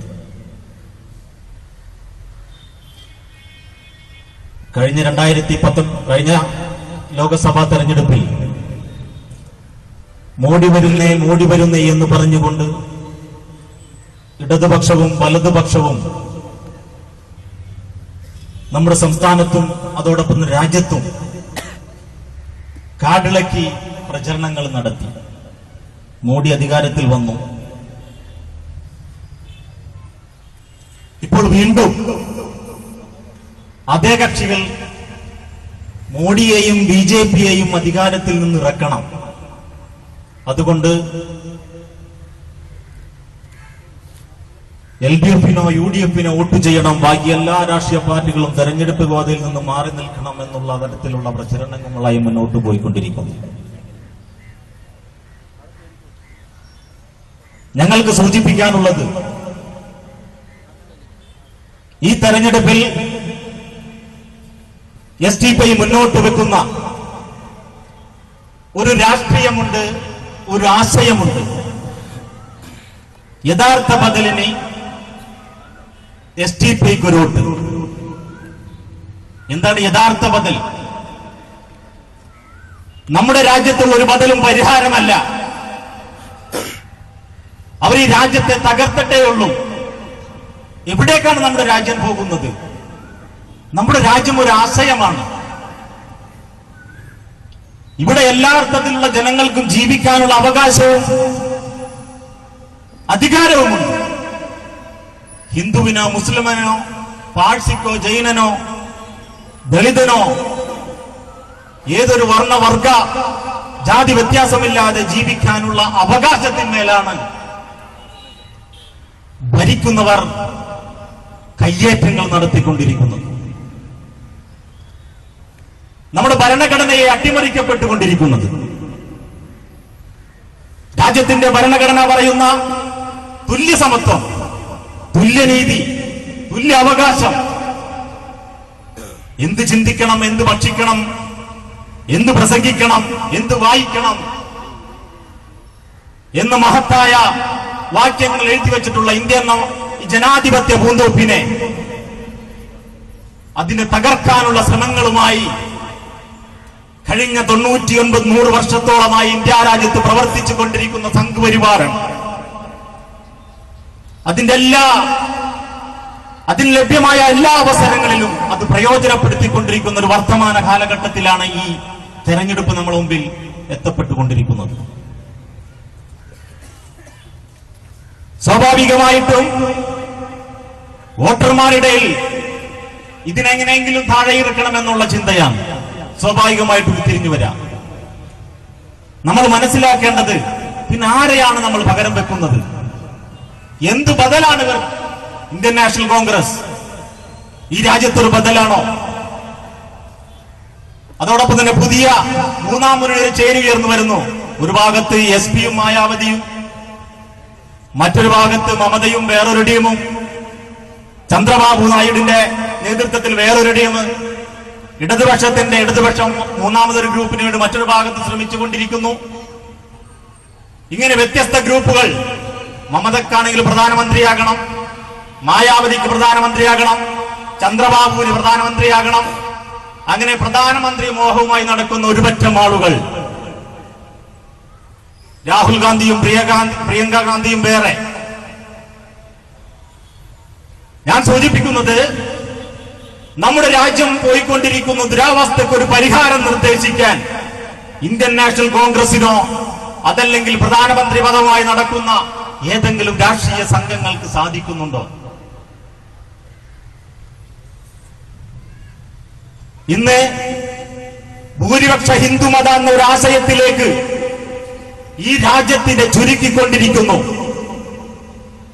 ഇവിടെ ഹിന്ദുക്കൾ മാത്രം മതി, ഈ രാജ്യത്ത് മുസ്ലിങ്ങൾ വേണ്ട, ഈ രാജ്യത്ത് ദളിതുകൾ വേണ്ട, ഭൂരിപക്ഷമായ ഹിന്ദു സമൂഹം മാത്രം ഈ രാജ്യത്ത് മതി എന്നൊരു ആശയ സംഹിതത്തിലേക്ക് ഈ രാജ്യം മാറിക്കൊണ്ടിരിക്കുന്നു. ഏറ്റവും വലിയ ജനാധിപത്യ രാഷ്ട്രമാണ് എന്നാണ് നമ്മൾ പറയുന്നത്. ഏറ്റവും വലിയ മഹത്തരമായ ഭരണഘടനയുള്ള ഒരു രാജ്യത്താണ് നാം ജീവിക്കുന്നത്. ആ രാജ്യത്തെ നമ്മളൊന്ന് ആലോചിക്കണം. ഗാന്ധി വധത്തിന് ശേഷം ഇത്രയും ഇന്ത്യ രാജ്യത്തിന്റെ മനുഷ്യന്മാരുടെ മനസ്സിൽ വിവേചനം സൃഷ്ടിക്കപ്പെട്ട ഒരു നാൾ നമ്മുടെ രാജ്യത്തുണ്ടായിട്ടില്ല. ഇന്ന് ആൾക്കൂട്ട കൊലകളാണ് നടത്തിക്കൊണ്ടിരിക്കുന്നത്. ഇന്ന് നരേന്ദ്രമോദിയുടെ ഡിജിറ്റൽ യുഗത്തിൽ മനുഷ്യന്മാരെ പച്ചക്ക് ആൾക്കൂട്ടം വന്ന് തല്ലിക്കൊല്ലുമ്പോൾ അത് മൊബൈൽ പകർത്തി ലോകത്തിന് മുമ്പിൽ പ്രചരിപ്പിക്കുന്ന ഒരു ഡിജിറ്റൽ ഇന്ത്യയിലാണ് നാം ജീവിച്ചുകൊണ്ടിരിക്കുന്നത് എന്ന് നമ്മൾ മനസ്സിലാക്കണം. ഇതിന് ബദൽ പറയുന്ന ഇന്ത്യൻ നാഷണൽ കോൺഗ്രസ് കഴിഞ്ഞ ഏതാനും മാസങ്ങൾക്ക് മുമ്പ് നടന്ന ഉപതെരഞ്ഞെടുപ്പുകളിൽ മധ്യപ്രദേശിലും ഛത്തീസ്ഗഡിലൊക്കെ നടന്ന ഉപതെരഞ്ഞെടുപ്പുകളിൽ അവരെന്താണ് പറഞ്ഞത്? അവര് പറഞ്ഞത് മൃദു ഹിന്ദുത്വമാണ്. അന്നവിടെ ഉയർന്നു വന്നിട്ടുള്ള രണ്ട് പ്രധാനപ്പെട്ട ഫ്ലെക്സ് ബോർഡുകളിൽ ഒന്ന് നരേന്ദ്രമോദിയും ശ്രീരാമചന്ദ്ര ഭഗവാന്റെയും ഫ്ലെക്സ് ബോർഡുകൾ സ്ഥാപിച്ചിട്ടുള്ള വലിയ വലിയ കട്ടൗട്ടുകൾ ഉയർന്നപ്പോൾ മറുഭാഗത്ത് രാഹുൽ ഗാന്ധിയുടെയും പരമശിവന്റെയും കട്ടൗട്ടുകളാണ് ഉയർന്നു വന്നിട്ടുള്ളത് എന്ന് നമ്മൾ മനസ്സിലാക്കണം. രാജ്യത്തിന്റെ ജനങ്ങളുടെ പ്രശ്നങ്ങളെല്ലാം അവർ മുന്നിൽ വെച്ചിട്ടുള്ളത്. കഴിഞ്ഞ ലോക്സഭാ തെരഞ്ഞെടുപ്പിൽ ഇന്ത്യൻ നാഷണൽ കോൺഗ്രസ് പരാജയപ്പെട്ടപ്പോൾ AK ആന്റണിയുടെ നേതൃത്വത്തിൽ നടന്നിട്ടുള്ള അന്വേഷണ കമ്മീഷന്റെ ഭാഗമായി കണ്ടെത്തിയിട്ടുള്ള മൃദു ഹിന്ദുത്വ ലയം സ്വീകരിച്ചാൽ മാത്രമേ ഇന്ത്യൻ നാഷണൽ കോൺഗ്രസിൽ ഇന്ത്യ രാജ്യത്ത് തിരിച്ചു വരാൻ സാധിക്കുകയുള്ളൂ എന്നുള്ള കമ്മീഷന്റെ റിപ്പോർട്ടിന്റെ അടിസ്ഥാനത്തിൽ ഇന്ത്യൻ നാഷണൽ കോൺഗ്രസ് പതുക്കെ മൃദു ഹിന്ദുത്വത്തിലേക്ക് പോയിക്കൊണ്ടിരിക്കുന്നു എന്നാണ് നമുക്ക് വർത്തമാന സാഹചര്യത്തിൽ കാണാൻ സാധിക്കുന്നത്. മധ്യപ്രദേശിൽ ഇന്ത്യൻ നാഷണൽ കോൺഗ്രസ് അധികാരത്തിൽ വന്നു. രാഹുൽ ഗാന്ധിയും കോൺഗ്രസിന്റെ നേതാക്കന്മാരൊക്കെ തന്നെ പശുക്കള രാഷ്ട്രീയത്തിന്റെ പേരിൽ പ്രസംഗിക്കുന്നതും ട്വീറ്റ് ചെയ്യുന്നതും നമ്മൾ കണ്ടതാണ്. അധികാരം ഏറ്റെടുത്തതിന് ശേഷം പശുക്കളത്തിന്റെ പേരിൽ 2 മുസ്ലിം ചെറുപ്പക്കാരെ NSA ചുമത്തി ജയിലിലടക്കപ്പെട്ടുകൊണ്ടിരിക്കുന്നു. ആരാണ് ചെയ്തത്? ഇന്ത്യൻ നാഷണൽ കോൺഗ്രസ് ആണ്. മാത്രമല്ല പരസ്യമായിട്ട് കോൺഗ്രസിന്റെ നേതാക്കൾ പറയാൻ തുടങ്ങിയിരിക്കുന്നു, തങ്ങൾ അധികാരത്തിൽ വന്നാൽ രാമക്ഷേത്രം നിർമ്മിക്കുമെന്ന് ഇന്ത്യൻ നാഷണൽ കോൺഗ്രസിന്റെ നേതാക്കന്മാർ പരസ്യമായിട്ടുള്ള രാജ്യത്തിന്റെ തെരുവോരങ്ങളിൽ പ്രസംഗിക്കുന്ന ഒരു കാലഘട്ടം എത്തിയിരിക്കുന്നു എന്നാണ് നമ്മൾക്ക് കേൾക്കാൻ സാധിക്കുന്നത്. രാഹുൽ ഗാന്ധി അതിനെതിരെ മറുത്തരക്ഷരം പറഞ്ഞിട്ടില്ല. പ്രിയങ്ക ഗാന്ധി അതിനെതിരെ മറുത്തരക്ഷരം പറഞ്ഞിട്ടില്ല. അതിനർത്ഥം ബദൽ എന്ന് പറയുന്നവർ ഈ രാജ്യത്തെ തീവ്ര ഹിന്ദുത്വത്തിൽ നിന്ന് രക്ഷിച്ച് മൃദുഹിന്ദുത്വത്തിലേക്ക് കൊണ്ടുപോകാനുള്ള ശ്രമങ്ങളാണ് നടത്തിക്കൊണ്ടിരിക്കുന്നത് എന്ന് നമ്മൾ മനസ്സിലാക്കേണ്ടത് എന്നാണ് എനിക്ക് സൂചിപ്പിക്കാനുള്ളത്. നമ്മുടെ രാജ്യത്ത് ഉയർന്നു വന്ന കർഷകരുടെ പ്രശ്നങ്ങൾ നരേന്ദ്രമോദി അധികാരത്തിലേക്കുമ്പോൾ നരേന്ദ്ര പറഞ്ഞതെന്താ? ഓരോ മാസത്തിലും 2 കോടി യുവാക്കൾക്ക് തൊഴിൽ ദാനങ്ങൾ ഞാൻ വാഗ്ദാനം ചെയ്യുന്നു. എത്ര ലക്ഷം ജനങ്ങൾക്ക് തൊഴിൽ നൽകാൻ കഴിഞ്ഞു ഈ 5 വർഷത്തിൽ? കർഷകരുടെ പ്രശ്നങ്ങൾ പരിഹരിക്കാൻ സംവിധാനമൊരുക്കുമെന്ന് NDAയുടെ പ്രകടന പത്രികയിൽ പറഞ്ഞു. ഇന്ന് കർഷകരുടെ അവസ്ഥ എന്താണ്? ഉള്ളിയുടെ വില എത്രയാണ്? സവാളയുടെ വില എത്രയാണ്? നമ്മുടെ രാജ്യത്തെ കർഷകരുടെ അവസ്ഥ എന്താണ്? അനുദിനം കർഷകർ ഈ രാജ്യത്ത് ആത്മഹത്യ ചെയ്തുകൊണ്ടിരിക്കുന്ന ഒരു സാഹചര്യത്തിലേക്കാണ് ഇന്ത്യ രാജ്യം മുന്നോട്ട് പോയിക്കൊണ്ടിരിക്കുന്നത്. പശുവിന് വിലയുണ്ട്, മനുഷ്യന് വിലയില്ല, കർഷകർക്ക് വിലയില്ല. പശുവിന്റെ ഗോമൂത്രത്തിൽ നിന്നും പശുവിന്റെ ചാണകത്തിൽ നിന്നും എന്താണ് ശീതളപാനീയം ഉണ്ടാക്കുമെന്നാണ് കോൺഗ്രസിന്റെ പ്രകടന പത്രികയിൽ. മധ്യപ്രദേശില് ഉപതെരഞ്ഞെടുപ്പ് നടന്നപ്പോൾ കോൺഗ്രസിന്റെ പ്രകടന പത്രികയിൽ പറഞ്ഞത് ശീതളപാനീയം പശുവിന്റെ ഗോമൂത്രത്തിൽ നിന്നും പശുവിന്റെ ചാണകത്തിൽ നിന്നും കേക്ക് ഉണ്ടാക്കുമെന്ന് പറഞ്ഞവരാണ് കോൺഗ്രസ്. ഞാൻ പറഞ്ഞു വരുന്നത് നമ്മുടെ രാജ്യത്തെ ജനങ്ങൾ എങ്ങനെയാണ് ജീവിക്കുന്നത്? ഉത്തർപ്രദേശിൽ ഭരിക്കുന്നത് ഒരു സന്യാസിയാണ്. ആ സന്യാസിക്ക് ചുറ്റും ഒരു ഗുണ്ടാ സംഘം അദ്ദേഹം വളർത്തിയിരിക്കുന്നു. അതിൽ കൃത്യമായി ഷൂട്ട് ചെയ്യാൻ കഴിയുന്ന പോലീസ് ഉദ്യോഗസ്ഥരുണ്ട്, ഗുണ്ടകളുണ്ട്, സമൂഹത്തിൽ അറിയപ്പെടുന്ന ഗുണ്ടകളുണ്ട്. ഇതിനകം തന്നെ 52 പേരെയാണ് ഉത്തർപ്രദേശിൽ വെടിവെച്ച് കൊന്നത്.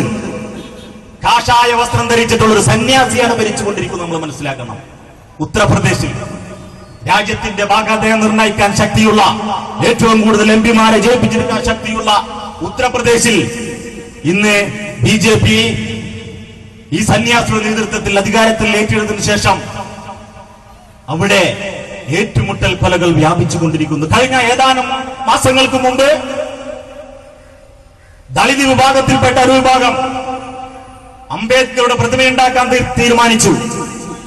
ഭരണഘടന നെഞ്ചിലേറ്റിയിട്ടുള്ള ഒരു കൈയിൽ ഭരണഘടനയും മറുകൈ ഇങ്ങനെ ചൂണ്ടി നിൽക്കുന്ന ഒരു അധികാരിയായ ഒരു പ്രതിമ നിർമ്മിക്കാൻ ദളിതുകൾ ഉത്തർപ്രദേശിൽ തീരുമാനിച്ചു.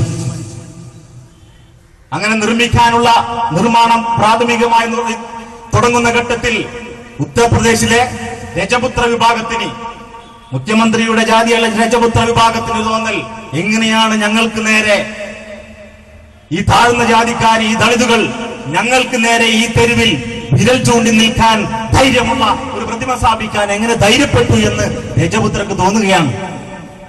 അങ്ങനെ ഉത്തർപ്രദേശിലെ 100 കണക്കിന് ദളിത് കുടുംബങ്ങളെയൊക്കെ രാത്രിയോളം രജപുത്ര കത്തിച്ചു കളയുന്ന ഒരു സാഹചര്യമുണ്ടായി.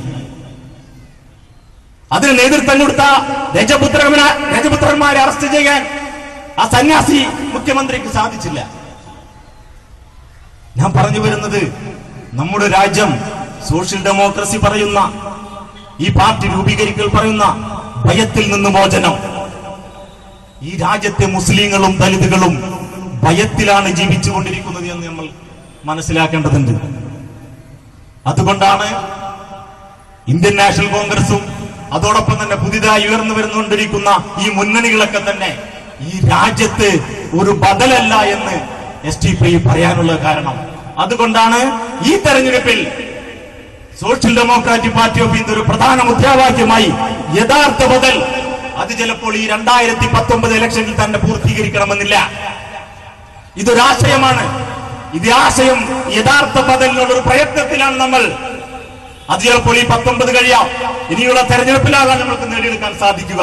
ഇപ്പോൾ പാർട്ടിക്ക് സാധ്യമായ, പാർട്ടിയുടെ ശക്തമായ സാന്നിധ്യമുള്ള, പാർട്ടിയുടെ ഘടകങ്ങൾ സജീവമായ മണ്ഡലങ്ങളിലൊക്കെ തന്നെ മത്സരിച്ചുകൊണ്ട് നമ്മൾ ഈ യഥാർത്ഥ ബദലിന് വേണ്ടി നമ്മൾ ശ്രമിച്ചുകൊണ്ടിരിക്കുന്നു. ഈ ആശയധാര കെട്ടിപ്പടുക്കാനുള്ള അഹോരാത്രമായ പണിയിലാണ് രാജ്യത്തെ സോഷ്യൽ ഡെമോക്രാറ്റുകളായ നമ്മുടെ പാർട്ടി പ്രവർത്തകർ ചെയ്തുകൊണ്ടിരിക്കുന്നത്. ആ ഒരു പ്രക്രിയയാണ് ഈ 2019 വരുന്ന ഈ ലോക്സഭാ തെരഞ്ഞെടുപ്പിൽ നമ്മൾക്ക് ചെയ്യാനുള്ളത്, ഈ ബദലിനെ കെട്ടിപ്പടുക്കാനുള്ളത്. ഈ ബദൽ, ഈ പൊന്നാനി ലോക്സഭാ നിയോജക മണ്ഡലത്തിൽ പാർട്ടി നിയോഗിക്കപ്പെട്ടിട്ടുള്ളത് അഡ്വക്കേറ്റ് കെ സി നസീറിനെയാണ്. കഴിഞ്ഞ ലോക്സഭാ തെരഞ്ഞെടുപ്പിൽ നമ്മൾ മത്സരിച്ചപ്പോൾ നമ്മൾക്ക് അഭിമാനകരമായ നേട്ടമുണ്ടാക്കാൻ പൊന്നാനിയിലെ ജനങ്ങൾ നമ്മൾ വോട്ട് ചെയ്തിട്ടുണ്ട്. ഈ ആശയത്തെ പിന്തുണക്കാൻ ഈ നാട്ടിലെ 10,26,000 വരുന്ന വോട്ടർമാർ നമ്മൾ മുന്നോട്ട് വെക്കുന്ന, സോഷ്യൽ ഡെമോക്രാറ്റ് പാർട്ടി മുന്നോട്ട് വെക്കുന്ന ആശയത്തെ പിന്തുണക്കാൻ ഈ പൊന്നാനിയിൽ ഉണ്ടായിട്ടുണ്ട്. ഈ പ്രാവശ്യവും പൊന്നാനിയിലെ ജനങ്ങൾ ഈ ആശയത്തെ പിന്തുണക്കണമെന്നാണ് ഈ കൺവെൻഷനെ സാക്ഷി നിർത്തി ഞങ്ങൾക്ക് പറയാനുള്ളത്. അതുകൊണ്ട് പാർട്ടി ചുമതലപ്പെടുത്തിയിട്ടുള്ള അഡ്വക്കേറ്റ് കെ സി നസീറിനെ നിങ്ങളുടെ വിലയേറിയ വോട്ടുകൾ രേഖപ്പെടുത്തി ഇന്ത്യ രാജ്യത്തെ ഇന്ന് പോയിക്കൊണ്ടിരിക്കുന്ന ഈ അപകടകരമായ അവസ്ഥയിൽ നിന്ന് ഒരു രാജ്യത്ത് ഒരു ബദൽ ശക്തിയായി വളർന്നുകൊണ്ടിരിക്കുന്ന സോഷ്യൽ ഡെമോക്രാറ്റിക് പാർട്ടി ഓഫ് ഇന്ത്യയെ വളർത്തിയെടുക്കാനുള്ള ഈ പോരാട്ടത്തിന് നിങ്ങളുടെ സമ്മതിദാന അവകാശം നേടി ചെയ്തുകൊണ്ട് അഡ്വക്കേറ്റ് കെ സി നസീറിനെ വിജയിപ്പിക്കണമെന്നാണ് ഈ അവസരത്തിൽ സൂചിപ്പിക്കാനുള്ളത്. അതോടൊപ്പം തന്നെ എന്നെ മുന്നിലിരിക്കുന്ന പ്രിയങ്കരായ പാർട്ടി പ്രവർത്തകരോട് പറയാനുള്ളത്, നമ്മൾ ഇലക്ഷന്റെ പ്രവർത്തനം തുടങ്ങിക്കഴിഞ്ഞു. വിശ്രമിക്കാൻ നമ്മൾക്ക് സമയമില്ല. എല്ലാ രാഷ്ട്രീയ പാർട്ടികളും സ്ഥാനാർത്ഥികളെ അന്വേഷിച്ചുകൊണ്ടിരിക്കുകയാണ്. ഇടതുപക്ഷ CPM ഇപ്പോ വലിയ മുതലാളിമാരെ, പണച്ചാക്കുകളായ മുതലാളിമാരെ തേടിക്കൊണ്ടിരിക്കുക എന്നുള്ള വാർത്തകളാണ് വന്നുകൊണ്ടിരിക്കുന്നത്. ഞാൻ സൂചിപ്പിക്കാനുള്ളത്, നമ്മൾക്ക് വിശ്രമമില്ല. ഇനി ഇവിടെ നിന്ന് ഈ കൺവെൻഷൻ പിരിഞ്ഞു കഴിഞ്ഞാൽ നമ്മൾക്ക് വീട് വിടാന്തരം കയറി നമ്മുടെ സ്ഥാനാർത്ഥിയെ പരിചയപ്പെടുത്തണം. നമ്മുടെ പാർട്ടിക്ക്, നമ്മുടെ ആശയത്തിന് വേണ്ടി വോട്ട് നേടിയെടുക്കാനുള്ള എല്ലാ ശ്രമങ്ങളും നിങ്ങളുടെ ഭാഗത്തു നിന്ന് ഉണ്ടാകണമെന്ന് മാത്രം അഭ്യർത്ഥിച്ചുകൊണ്ട് ഞാൻ എന്റെ വാക്കുകൾക്ക് വിരാമോടുന്നു. JSTP. അടുത്തതായി ഈ സമ്മേളനത്തെ അഭിവാദ്യം ചെയ്തുകൊണ്ട് സംസാരിക്കുന്നതിന് വേണ്ടി പോപ്പുലർ ഫ്രണ്ട് ഓഫ് ഇന്ത്യയുടെ സംസ്ഥാന സമിതി അംഗം യഹിയ തങ്ങളെ ആദരപൂർവ്വം സ്വാഗതം ചെയ്യുന്നു.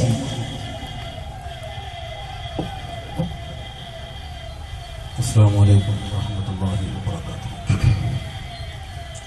ബഹുമാന്യനായ യോഗാധ്യക്ഷൻ, പാർട്ടിയുടെ ജില്ലാ പ്രസിഡന്റ് ശ്രീ CP ലത്തീഫ്, യോഗം ഉദ്ഘാടനം ചെയ്ത ബഹുമാന്യനായ പാർട്ടിയുടെ സംസ്ഥാന ജനറൽ സെക്രട്ടറി തുളസീധരൻ പള്ളിക്കൽ, നമ്മുടെ മണ്ഡലത്തെ പ്രതിനിധീകരിച്ചുകൊണ്ട് മത്സരത്തിന് ഇറങ്ങുന്ന അഡ്വക്കേറ്റ് കെ സി നസീർ, വേദിയിലും സദസ്സിലുമുള്ള പ്രിയപ്പെട്ട സഹോദരങ്ങളെ,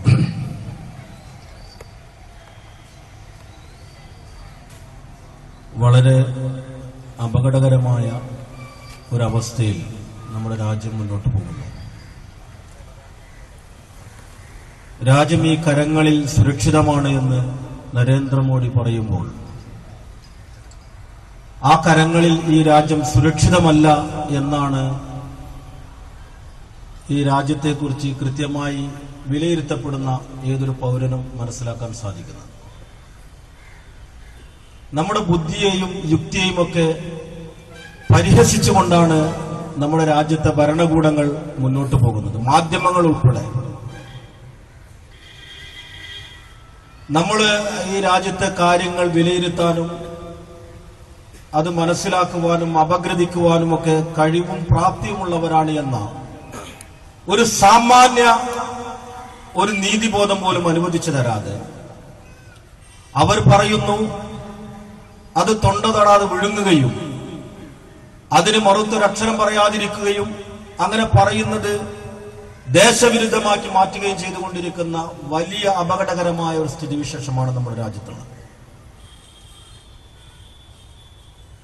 പട്വയിലുണ്ടായ സംഭവവുമായി ബന്ധപ്പെട്ടുകൊണ്ട് രാജ്യം ഗുരുതരമായ പ്രതിസന്ധി നേരിടുകയാണ്. ആരാണ് ഇതിന്റെ ഉത്തരവാദികൾ? നമ്മളാണ്. ഏതായാലും 33% ഭൂരിപക്ഷത്തോടുകൂടി വോട്ടോടുകൂടി അധികാരത്തിൽ കയറ്റി എന്ന് പറയുന്ന BJP-ക്കാരാണെങ്കിൽ പോലും ആ പാർട്ടിയെയും ആ മുന്നണിയെയും അധികാരത്തിൽ കയറ്റാൻ വേണ്ടി വോട്ട് ചെയ്ത അവരുമാവാൻ സാധ്യതയില്ല എന്നുള്ളതാണ്. നമ്മുടെ രാജ്യം ഇപ്പോൾ ഒരുപക്ഷെ ഈ ഇന്ത്യ രാജ്യത്ത് ആദ്യമായി വരാനിരിക്കുന്ന തെരഞ്ഞെടുപ്പിനെ നേരിടാൻ ഔദ്യോഗികമായി ഇലക്ഷൻ കമ്മീഷന്റെ തീരുമാനം വരുന്നതിന് മുൻപ് ഈ രാജ്യത്തെ ജനാധിപത്യ പ്രക്രിയയിൽ സജീവമായി ഇടപെട്ടുകൊണ്ടിരിക്കുന്ന ഒരു പാർട്ടി എന്ന നിലയിൽ ഇന്ത്യയിൽ ആദ്യമായി പാർലമെന്റിലേക്ക് സ്ഥാനാർത്ഥിയെ പ്രഖ്യാപിച്ചുകൊണ്ട് തെരഞ്ഞെടുപ്പ് പ്രചരണത്തിന് നേതൃത്വം കൊടുത്തുകൊണ്ടിരിക്കുന്ന ഒരു പാർട്ടിയാണ് social democratic party of India. ചെറിയ കാര്യമല്ല, പാർട്ടി ചെറുതായിരിക്കാം, അതിന്റെ അംഗബലത്തിലും അത് ഒരുപാട് പരിമിതികൾ അതിനുണ്ടായിരിക്കാം, പക്ഷെ അത് ഈ രാജ്യത്തെ ജനാധിപത്യത്തെ ഗൗരവമായി കാണുന്നു എന്നതാണ് അതിലൂടെ സൂചിപ്പിക്കുന്നത്. അതേസമയം നമ്മുടെ രാജ്യത്തെ തെരഞ്ഞെടുപ്പ് കമ്മീഷൻ കഴിഞ്ഞ ദിവസം പറഞ്ഞിരിക്കുന്നത് രാജ്യത്തെ സ്ഥിതിഗതികൾ വിലയിരുത്തിക്കൊണ്ടിരിക്കുകയാണ് എന്നാണ്. അതിനർത്ഥം ഒരുപക്ഷെ ഈ തെരഞ്ഞെടുപ്പ് കൺവെൻഷനും പാഴായി പോകാനുള്ള സാധ്യത വളരെ വളരെ വളരെ കൂടുതലാണ് എന്ന് ഞാൻ എന്റെ പ്രിയപ്പെട്ട സഹപ്രവർത്തകരെ ഓർമ്മപ്പെടുത്തുകയാണ്. കാരണം തെരഞ്ഞെടുപ്പ് നടക്കാനുള്ള സാധ്യത പോലുമില്ല എന്ന് ഇന്ന് നമ്മുടെ രാജ്യത്തെ സ്ഥിതിഗതികൾ വിലയിരുത്തിക്കൊണ്ടിരിക്കുന്ന മുതിർന്ന മാധ്യമ പ്രവർത്തകർ, രാഷ്ട്രീയ നിരീക്ഷകർ, അതുപോലെ തന്നെ വിദേശ രാജ്യങ്ങളിൽ കാര്യങ്ങൾ കൈകാര്യം ചെയ്തുകൊണ്ടിരിക്കുന്ന ആളുകൾ സൂചിപ്പിക്കുകയാണ്. എങ്ങനെയാണ് ഈ പട്വയിൽ സംഭവം ഉണ്ടായത്? ഗവൺമെന്റ് ഒരു കാര്യം പറയുന്നു, മാധ്യമ പ്രവർത്തകർ, രാജ്യത്തെ വിദേശ രാജ്യങ്ങളിൽ വാർത്തകൾ കവർ ചെയ്തുകൊണ്ടിരിക്കുന്ന ആളുകൾ, അവരെല്ലാം പറയുന്ന ചില ചോദ്യങ്ങൾക്ക് ആരാണ് മറുപടി തരേണ്ടത്, അത് ചോദിക്കുന്നവരെങ്ങനെയാണ് രാജ്യദ്രോഹികളായി മാറുന്നത് എന്ന് പറയേണ്ട ബാധ്യത നരേന്ദ്രമോദി ഉൾപ്പെടുന്ന ഭരണകൂടത്തിനാണ്. ഒരു കോൺവേ അടിസ്ഥാനത്തിൽ സൈനിക വാഹനം പോകുന്നു. നിങ്ങൾ വാഹനം ഓടിക്കുന്ന ആളുകളാണ് ഇതിൽ മഹാഭൂരിപക്ഷം ആളുകളും. ബീക്കൺ ലൈറ്റ് ഇട്ട് ഓടിക്കൊണ്ടിരിക്കുന്ന ഒരു പോലീസ് ജീപ്പിന് പുറകിൽ, നമ്മുടെ റോഡിൽ കാണാറുണ്ട്, ട്രാഫിക്കിൽ നിന്ന് രക്ഷ നേടാൻ വേണ്ടി ബീക്കൺ ലൈറ്റ് ഇട്ട് പോകുന്ന പോലീസ് വാഹനത്തിന്റെയും ആംബുലൻസിന്റെയും പുറകിൽ നമ്മൾ വാഹനവുമായി പോകാറുണ്ട്. കാരണം എന്താ? ട്രാഫിക്കിൽ നിന്ന് രക്ഷ കിട്ടുക എന്നതാണ്. തുടർച്ചയായി 3 കിലോമീറ്ററിനപ്പുറം ഒരു പോലീസ് വാഹനത്തെ നിങ്ങൾ ഫോളോ ചെയ്താൽ തൊട്ടടുത്ത പോലീസ് സ്റ്റേഷനിൽ റിപ്പോർട്ട് ചെല്ലും. വാഹനത്തെ ഫോളോ ചെയ്തുകൊണ്ടിരിക്കുന്നു, നമുക്കിടയിൽ മറ്റൊരു പോലീസ് സ്റ്റേഷനിൽ നിന്ന് തടസ്സവുമായി പോലീസുകാരെത്തും. അത് ഗുരുതരമായ പ്രശ്നമാണ്, സെക്യൂരിറ്റി പ്രശ്നമാണത്. വളരെ ലളിതമായി ഒരു സുരക്ഷാ ക്രമീകരണങ്ങളും വേണ്ടതില്ലാത്ത സാധാരണക്കാരായ നമ്മുടെ പോലീസ് സ്റ്റേഷൻ പരിസരത്ത് ഇത്രയും സുരക്ഷ ഏർപ്പെടുത്തുമ്പോൾ 6 കിലോമീറ്റർ ചുവന്ന ഓംനി വാൻ ഈ സൈനിക വ്യൂഹത്തെ ഫോളോ ചെയ്തു എന്ന വാർത്തയാണ് നമ്മൾ കേൾക്കുന്നത്. എന്ത് സുരക്ഷയാണ് ഇവർ ഉറപ്പുവരുത്തുന്നത്? അങ്ങാടി വാങ്ങിക്കാൻ കിട്ടുന്ന മൈദയും റവയും അരിയും ഒന്നുമല്ല, 150 കിലോ RDX ഈ വാഹനത്തിനകത്ത് സൂക്ഷിച്ചിരിക്കുന്നു എന്നാണ്. എന്ന് പറഞ്ഞാൽ ഇന്ത്യയിൽ ഏറ്റവും കൂടുതൽ സുരക്ഷാ ക്രമീകരണങ്ങൾ ഏർപ്പെടുത്തുന്ന കാശ്മീർ എന്ന് പറയുന്ന ഒരു സംസ്ഥാനത്ത് അങ്ങാടിയിൽ നിന്ന് വാങ്ങിക്കാൻ കിട്ടുന്ന ഒന്നല്ല ഈ മാരകമായ പ്രഹരശേഷിയുള്ള മരുന്ന് എന്ന് പറയുന്നത്. എവിടുന്ന് കിട്ടി? ഇത് ചോദിക്കണ്ടേ? ആരെങ്കിലും ഇത് ചോദിക്കണ്ടേ? ഈ ചോദ്യത്തിന് ആരാണ് മറുപടി തരേണ്ടത്?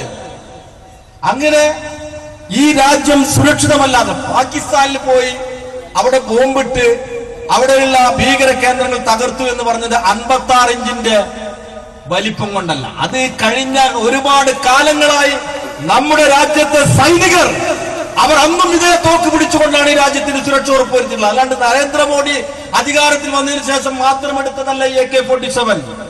അവർ ഈ രാജ്യത്തിന്റെ സുരക്ഷ ഉറപ്പുവരുത്താൻ കൈമൈ മറന്ന് നമ്മുടെ രാജ്യത്തിന്റെ അതിർത്തിയിൽ കാവലിരിക്കുന്ന നമ്മുടെ ധീരജവാന്മാരുടെ ധീരമായ അവരുടെ ആർജവത്തിന്റെയും തന്റേടത്തിന്റെയും ഭാഗമായി ഉണ്ടാക്കിയെടുക്കാൻ സാധിച്ചതാണ്. അതിന്റെ മേനി പറയാൻ നരേന്ദ്രമോദിക്ക് അവകാശമില്ല. അവരുടെ കയ്യിൽ ഈ രാജ്യം സുരക്ഷിതമല്ല ഞാൻ ഓർമ്മപ്പെടുത്തുകയാണ്. നമ്മുടെ പാർലമെന്റ് ആക്രമിച്ചത് BJP ഭരിക്കുമ്പോഴാണ്. ഇപ്പോൾ ലോകമെമ്പാടും ഭീകരവാദിയായി പ്രഖ്യാപിക്കണമെന്ന് പറയുന്ന അസർ മസൂദിനെ പിടിച്ചുകൊണ്ടുപോയി കൊടുത്തവരാരാ? ആരാ കൊണ്ടുപോയി കൊടുത്തത്? അതും ഈ BJP ഭരിക്കുന്ന സമയത്താണ്. പട്ടാൻകോട്ടിൽ അപകടമുണ്ടായത് എപ്പോഴാണ്?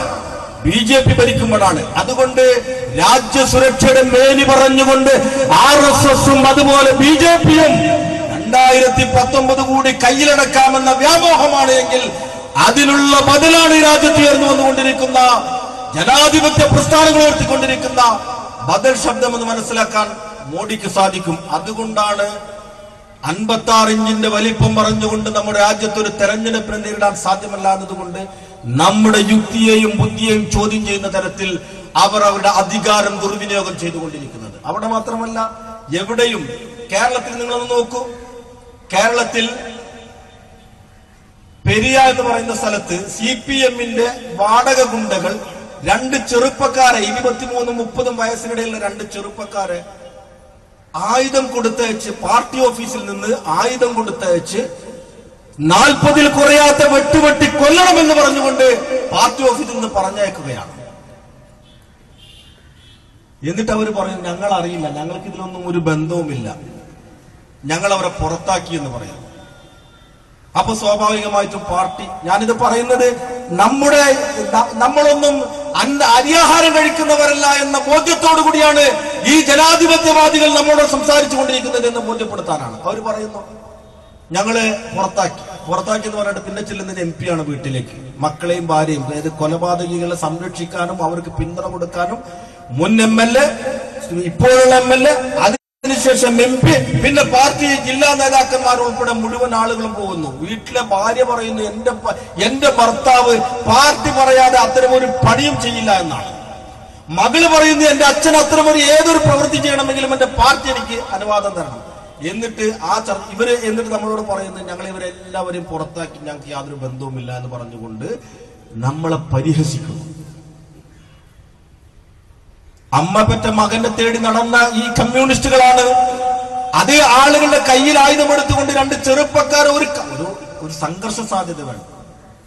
നാട്ടിലൊരു സംഘർഷ സാധ്യതയും ഒരു കല അങ്ങനത്തെ എന്തെങ്കിലും രാഷ്ട്രീയ തർക്കങ്ങളും പ്രശ്നങ്ങളും ഉണ്ടാകുന്ന സമയത്താണ് പ്രശ്നം. രണ്ട് ചെറുപ്പക്കാരുടെ, ഒരു കുടുംബത്തിന്റെ അത്താണിയായ 2 ചെറുപ്പക്കാരെ 6 മാസങ്ങൾക്ക് മുമ്പ് അഭിമന്യു എന്ന് പറയുന്ന കൊലപാതകം ആര് തന്നെ ചെയ്താലും അത് അപകടകരമാണ്, അത് വിമർശിക്കപ്പെടേണ്ടതാണ്. അബദ്ധവശാൽ കോളേജിലെ സംഘർഷത്തിൽ നടന്ന ഒരു കൊലപാതകത്തെ രാജ്യത്തുടനീളം വർഗീയതക്കെതിരെ ചുമരെഴുതിയ അതേ ഇടതുപക്ഷം തന്നെയാണ് നമ്മുടെ മുൻപിൽ വന്നുകൊണ്ട് ഇത്തരമൊരു ക്രൂരകൃത്യം നടത്തിയതിനു ശേഷം ആഭിസാരിക ചാരിത്രം പ്രസംഗിക്കുന്നത് പോലെ നമ്മുടെ മുൻപിൽ വന്ന് പ്രസംഗിക്കുന്നത്. അവരുടെ TP ചന്ദ്രശേഖരനെ കൊന്നുകളഞ്ഞ, അതിൽ പ്രതിയായി കോടതി ശിക്ഷിച്ച കുഞ്ഞനന്ദൻ ജയിലിലാണ്. അനാവശ്യ പരോളുകളെ കുറിച്ച് ചർച്ച നടക്കുമ്പോൾ അവർ പറയുന്നു കുഞ്ഞനന്ദൻ നിരപരാധിയാണ്. ഇത് ആർക്കാണ് ബോധ്യപ്പെടേണ്ടത്? ഒരാൾ നിരപരാധിയാണെന്ന് നിയമത്തിന്റെ മുന്നിൽ ആർക്കാണ് ബോധ്യപ്പെടേണ്ടത്? അത് പാർട്ടി ഓഫീസിന് ബോധ്യപ്പെട്ടാൽ മതിയോ? പാർട്ടി സെക്രട്ടറിക്ക് ബോധ്യപ്പെട്ടാൽ മതിയോ? പാർട്ടി നേതാക്കന്മാർക്ക് ബോധ്യപ്പെട്ടാൽ മതിയോ? അങ്ങനെയാണെങ്കിൽ ഏത് കൊലപാതകത്തെയാണ്, ഏത് പാർട്ടിയാണ് തള്ളിപ്പറയാതിരുന്നിട്ടുള്ളത്? എന്നിട്ട് അവർ പറയുന്നു TP ചന്ദ്രശേഖരനെ കൊന്നതിൽ കുഞ്ഞനന്ദൻ നിരപരാധിയാണ്, കോടതി ശിക്ഷിച്ചു എന്ന് ഞങ്ങൾക്ക് പ്രശ്നമേ ഇല്ല, പക്ഷെ അദ്ദേഹം നിരപരാധിയാണ് എന്ന് പറഞ്ഞ് നമ്മുടെ യുക്തിയെയും ബുദ്ധിയെയും ചോദ്യം ചെയ്തുകൊണ്ടിരിക്കുന്ന കപട രാഷ്ട്രീയ മതേതര ജനാധിപത്യവാദികളാണ് നമ്മുടെ രാജ്യം നിയന്ത്രിച്ചു കൊണ്ടിരിക്കുന്നതെന്ന് ബോധ്യപ്പെടുത്താൻ വേണ്ടിയാണ് ഞാനത് സൂചിപ്പിക്കുന്നത്.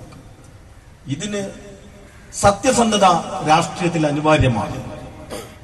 ജനങ്ങളോട് പറയുന്നതിനും അവരുടെ മുൻപിൽ പ്രവർത്തിക്കുന്നതിനും ആത്മാർത്ഥതയും സത്യസന്ധതയും നിങ്ങൾ രാഷ്ട്രീയത്തിൽ വേണമെന്ന് നിങ്ങൾ ആഗ്രഹിക്കുന്നു എങ്കിൽ, അത്തരമൊരു രാഷ്ട്രീയ ബദലാണ് ഈ രാജ്യത്ത് ഉയർന്നു വരേണ്ടത് എങ്കിൽ, അത്തരമൊരു രാഷ്ട്രീയ ബദലിന് വേണ്ടി ഈ രാജ്യത്തെ ജനാധിപത്യ ബോധത്തിന് അവരുടെ വോട്ടവകാശം വിനിയോഗിക്കാൻ വേണ്ടിയാണ് ശ്രീ KC നസീറിനെ social democratic party of India Ponnani parliament മണ്ഡലത്തിലേക്ക് മത്സരത്തിനായി നിയോഗിച്ചിരിക്കുന്നത്. അതുകൊണ്ട് തന്നെ ബദൽ രാഷ്ട്രീയത്തെയും സത്യസന്ധമായ പുതിയ രാഷ്ട്രീയത്തെയും ഏറ്റവും കൂടുതൽ സ്വാഗതം ചെയ്യുന്ന പോപ്പുലർ ഫ്രണ്ട് ഓഫ് ഇന്ത്യയുടെ എല്ലാവിധ ആശംസകളും അതുപോലെ തന്നെ അദ്ദേഹത്തിന് വിജയത്തിന് ആവശ്യമായിട്ടുള്ള മുഴുവൻ പിന്തുണയും വാഗ്ദാനം ചെയ്തുകൊണ്ട് ഞാൻ എന്റെ വാക്കുകൾ അവസാനിപ്പിക്കുന്നു. അസ്സലാമു അലൈക്കും. അടുത്തതായി ഈ സമ്മേളനത്തെ അഭിവാദ്യം ചെയ്തുകൊണ്ട് സംസാരിക്കുന്നതിന് വേണ്ടി STPI ജില്ലാ vice president VT Ikramul Haq സാഹിബിനെ ആദരപൂർവ്വം സ്വാഗതം ചെയ്യുന്നു.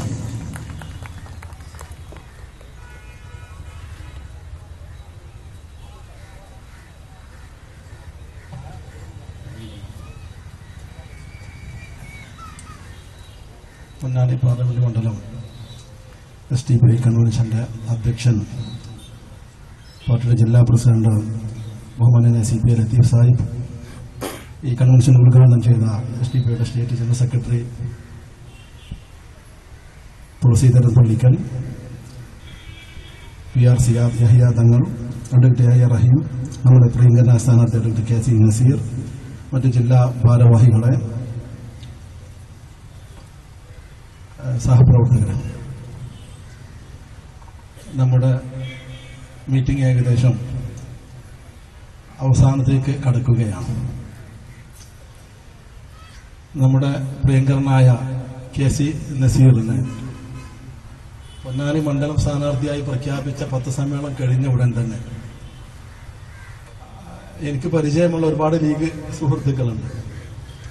അവരൊക്കെ ചോദിച്ചു, വളരെ ആശങ്കയോട് കൂടിയിട്ട് ചോദിക്കുക എന്നത്, അതിന്റെ ഇടയിൽ കൂടി നമ്മുടെ കൂട്ടത്തിൽ നിന്ന് ഒരാൾ ഒരു വോയിസ് അയച്ചു, ET തോൽക്കൂലേ, STPI നമ്മളിവിടെ മത്സരിച്ചാൽ ET തോൽക്കൂലേ എന്നാ ചോദ്യം. എനിക്ക് വോയിസ് അയച്ച പാർട്ടി പ്രവർത്തനോട് പറഞ്ഞു, പിന്നെ അപ്പൊ വോയിസ് ഒന്നും അയക്കാൻ വയ്യ, വളരെ കരുതലോട് കൂടിയിട്ട് വോയിസ് അയക്കാൻ പറ്റും. അപ്പൊ അതുകൊണ്ട് ഞാൻ പറഞ്ഞു, തിരുവനന്തപുരത്തിൽ പ്രസംഗിക്കുന്നുണ്ട്, അപ്പൊ അവിടെ നയം വ്യക്തമാക്കുമെന്ന് പറഞ്ഞതാ. പിന്നെ ലീഗിന്റെ ഒരുപാട് സുഹൃത്തുക്കൾ എന്നോട് ചോദിച്ചു, പിന്നെ ET തോൽക്കൂലേ, അതിന് ET തോൽക്കാതിരിക്കുന്നതിന്റെ പ്രധാനപ്പെട്ട ഉത്തരവാദിത്വം STPIക്ക്. പ്രിയപ്പെട്ട സുഹൃത്തുക്കളെ, എന്റെ പ്രസംഗം കേൾക്കുന്ന ആരെങ്കിലും, ഇത് എല്ലാവരും കേൾക്കുന്ന സംഗതിയാണല്ലോ, ലഘുവാണല്ലോ. ET കഴിഞ്ഞ 2 തെരഞ്ഞെടുപ്പിലും തോറ്റിട്ടുണ്ട്. ET ഈ തെരഞ്ഞെടുപ്പിലെല്ലാം തോൽക്കാൻ പറ്റില്ല. ET മുഹമ്മദ് ബഷീർ സാഹിബ് എന്ന് പറയുന്ന ലീഗിന്റെ സ്ഥാനാർത്ഥി കഴിഞ്ഞ 2 തെരഞ്ഞെടുപ്പിലും തോറ്റിട്ടുണ്ട്. ഇല്ലേ? കഴിഞ്ഞ തെരഞ്ഞെടുപ്പില് LDFന്റെ സ്ഥാനാർത്ഥി നമ്മുടെ അബ്ദുറഹ്മാൻ, താനൂർ ML അബ്ദുറഹ്മാനാണല്ലോ LDFന്റെ സ്ഥാനാർത്ഥി. ഈ വിനീതനായിരുന്നു STPIയുടെ സ്ഥാനാർത്ഥി. ET മുഹമ്മദ് ബഷീർ സാഹിബ് ജയിക്കുന്നത്, അല്ലെങ്കിൽ LDFന്റെ സ്വതന്ത്ര സ്ഥാനാർത്ഥി V അബ്ദുറഹ്മാൻ തോൽക്കുന്നത് 25,000 വോട്ടിനാണ്. ഞാൻ കണക്കാ പറയുന്നത്, 25,000 വോട്ടിനാ. STPIയുടെ സ്ഥാനാർത്ഥി എന്നുള്ള നിലയ്ക്ക് ഈ വിനീതം വാങ്ങിയത് 27,000 വോട്ടാണ്. അപ്പൊ ഞങ്ങൾ LDFന്റെ സ്ഥാനാർത്ഥിയെ പിന്തുണച്ചിട്ടുണ്ടായിരുന്നുവെങ്കിൽ ET 2,000 വോട്ടിന് കഴിഞ്ഞ തെരഞ്ഞെടുപ്പിൽ തോറ്റിട്ടുണ്ട്. അതാ പറഞ്ഞത്, ET കഴിഞ്ഞ പ്രാവശ്യം തന്നെ തോറ്റിട്ടുണ്ട്. ഇനി അതിന് മുമ്പത്തെ പ്രാവശ്യമാണ് വലിയൊരു പരീക്ഷണമാണ് നടത്തിയത് LDF പൊന്നാനിയിലെ. മുസ്ലിങ്ങളെ സംബന്ധിച്ചിടത്തോളം മെക്ക എന്ന് പറയുന്ന പൊന്നാനിയിൽ ഒരു പുതിയ പരീക്ഷണം നടത്തിയതാ CPM. ഹുസൈൻ രണ്ടത്താണി എന്ന് പറയുന്ന ചരിത്ര പണ്ഡിതനും പിന്നെ ഭാഗ്യം പറയണ്ടല്ലോ, ഒരു പരീക്ഷണം നടത്തി നോക്കിയതാ ഹുസൈൻ രണ്ടത്താണിനെ വെച്ചിട്ട്. അന്നും യഥാർത്ഥത്തിൽ ET ലീഗർക്ക് അറിയാലോ, അന്നും യഥാർത്ഥത്തിൽ ET മുഹമ്മദ് ബഷീർ സാഹിബ് തോറ്റിട്ടുണ്ട്. പോപ്പുലർ ഫ്രണ്ട് ശക്തമായിട്ട് ETയെ പിന്തുണച്ചിട്ടില്ലായിരുന്നുവെങ്കിൽ, ഓരോ ബൂത്തിലും പോയിട്ട് വോട്ട് മറിച്ച് ചെയ്തിട്ട് ETക്ക് വേണ്ടി വോട്ട് പിടിച്ചിട്ടില്ലായിരുന്നുവെങ്കിൽ ET അന്ന് തോറ്റിട്ടുണ്ട്. അന്ന് പോപ്പുലർ ഫ്രണ്ട് തീരുമാനിച്ചത്. കാരണം അങ്ങനെ ഹുസൈൻ രണ്ടത്താണി കെയർ ഓഫിൽ ആ ഒരു വഴിക്ക് അങ്ങനെ ഒരു ചുവപ്പ് ഈ മലബാറിലേക്ക് വരേണ്ട, പൊന്നാനി എന്ന് പറയുന്ന ഈ മക്കയിലേക്ക് അങ്ങനെ ഒരു ചുവപ്പ് ദർസിൽ കൂടി, മദ്രസ കമ്മിറ്റിയിൽ കൂടി, പള്ളി കമ്മിറ്റിയിൽ കൂടി അങ്ങനെ ഒരു ചുവപ്പ് കൂടി വരണ്ടെന്ന് പോപ്പുറപ്പെടാന്ന് തീരുമാനിച്ചതാ. അങ്ങനെ തീരുമാനിച്ചിട്ടാണ് അന്ന് ആ പ്രവർത്തനം നടത്തിയതിന് ETയെ വിജയിപ്പിച്ചത്. ഇതൊക്കെ പരസ്യമായ കാര്യമാണ്, അതൊക്കെ നമുക്കറിയുന്ന കാര്യമില്ല. അപ്പൊ ഞങ്ങളെ സംബന്ധിച്ചിടത്തോളം, നിങ്ങൾക്ക് ആശങ്ക ഉണ്ടെങ്കിൽ വേണം, ഞങ്ങളെ സംബന്ധിച്ചിടത്തോളം കഴിഞ്ഞ 2 പ്രാവശ്യം ET തോറ്റതാണ്. ഇനി ETനെ തോൽക്കാതെ നോക്കേണ്ടത് ആരാ? നമ്മളെ ETനെ നമ്മളെ സ്ഥാനാർത്ഥിയാ. ET തോൽക്കാതെ നോക്കേണ്ട കാര്യം ഇപ്പൊ വീണ്ടും വ്യക്തമായിട്ട് പറയട്ടെ, ലീഗ് നേതാക്കളെ കടമയാണ്, ഉത്തരവാദിത്തം. ET തോൽക്കാതെ നോക്കേണ്ടത് നമ്മുടെ ഉത്തരവാദിത്തം അല്ല, ലീഗിന്റെ നേതാക്കന്മാരുടെ ചുമതലയാണ്, ലീഗ് പ്രവർത്തകരുടെ ചുമതലയാണ് ET തോൽക്കാതെ നോക്കേണ്ടത്. അവസരമുണ്ട്, തെരഞ്ഞെടുപ്പ് പ്രഖ്യാപിച്ചിട്ടില്ല.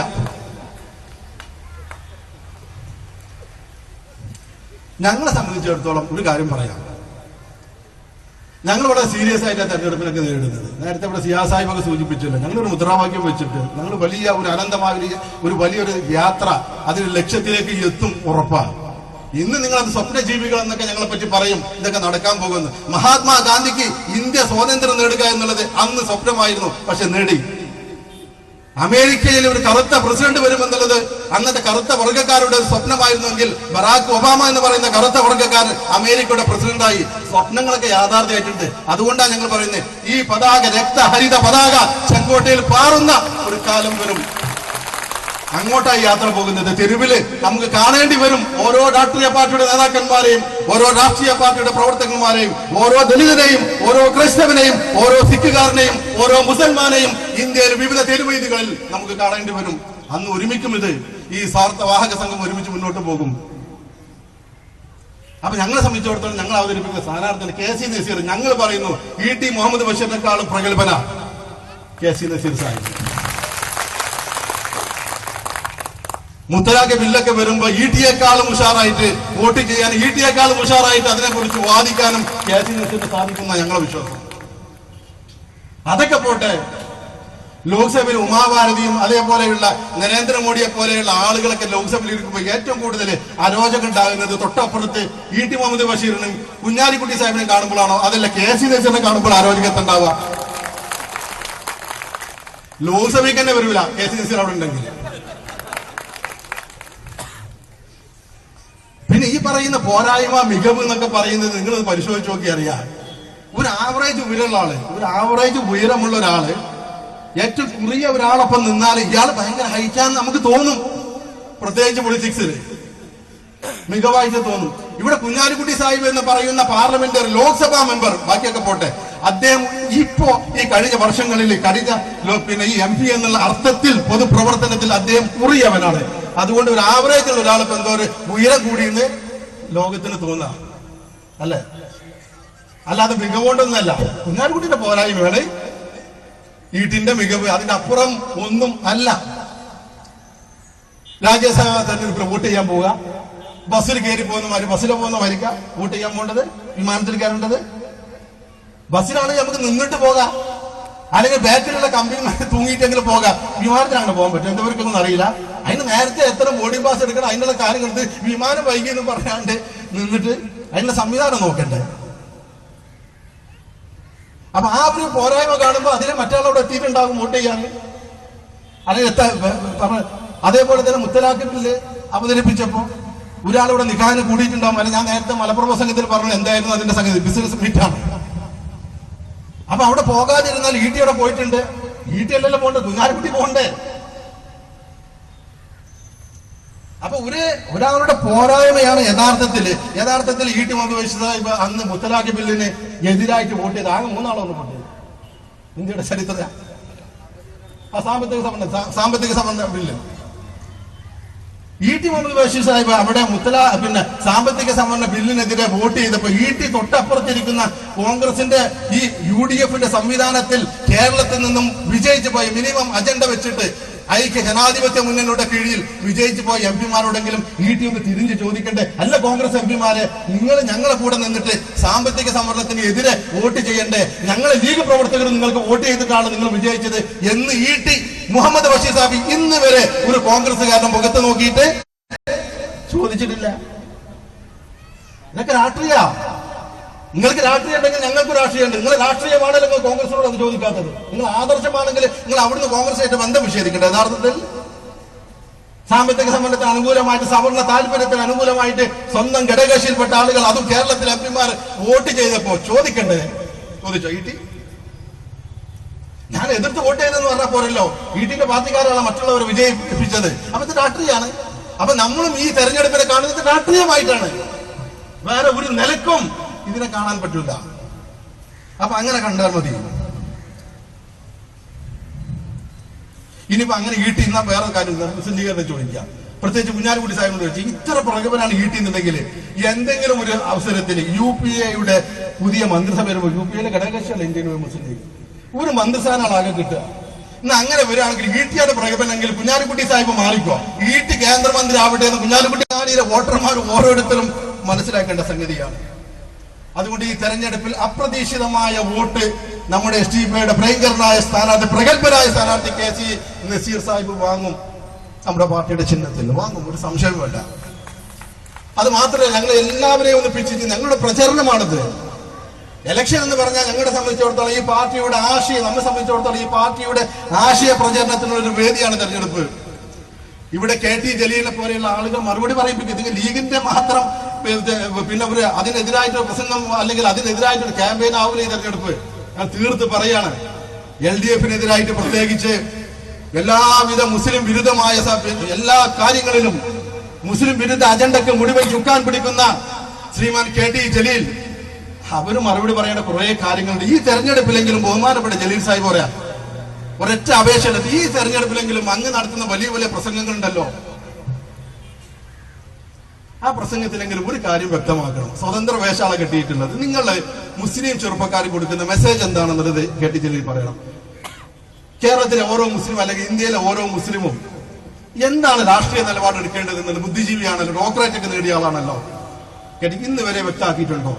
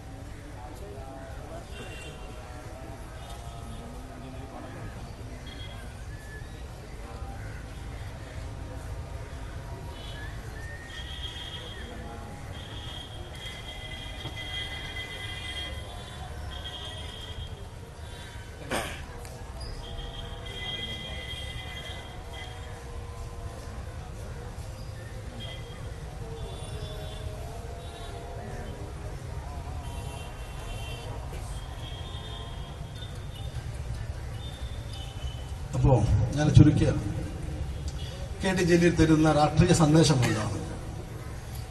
കേരളത്തിൽ മുസ്ലിം സമുദായത്തിന്, കേരളത്തിലെ മുസ്ലിം ചെറുപ്പക്കാർക്ക് അദ്ദേഹം ഞങ്ങൾ കണ്ടെടുത്തോളം നൽകുന്ന സന്ദേശം എന്ന് പറയുന്നത് ഒരു പാർട്ടിയിൽ ചേരേണ്ടെന്നാണല്ലോ.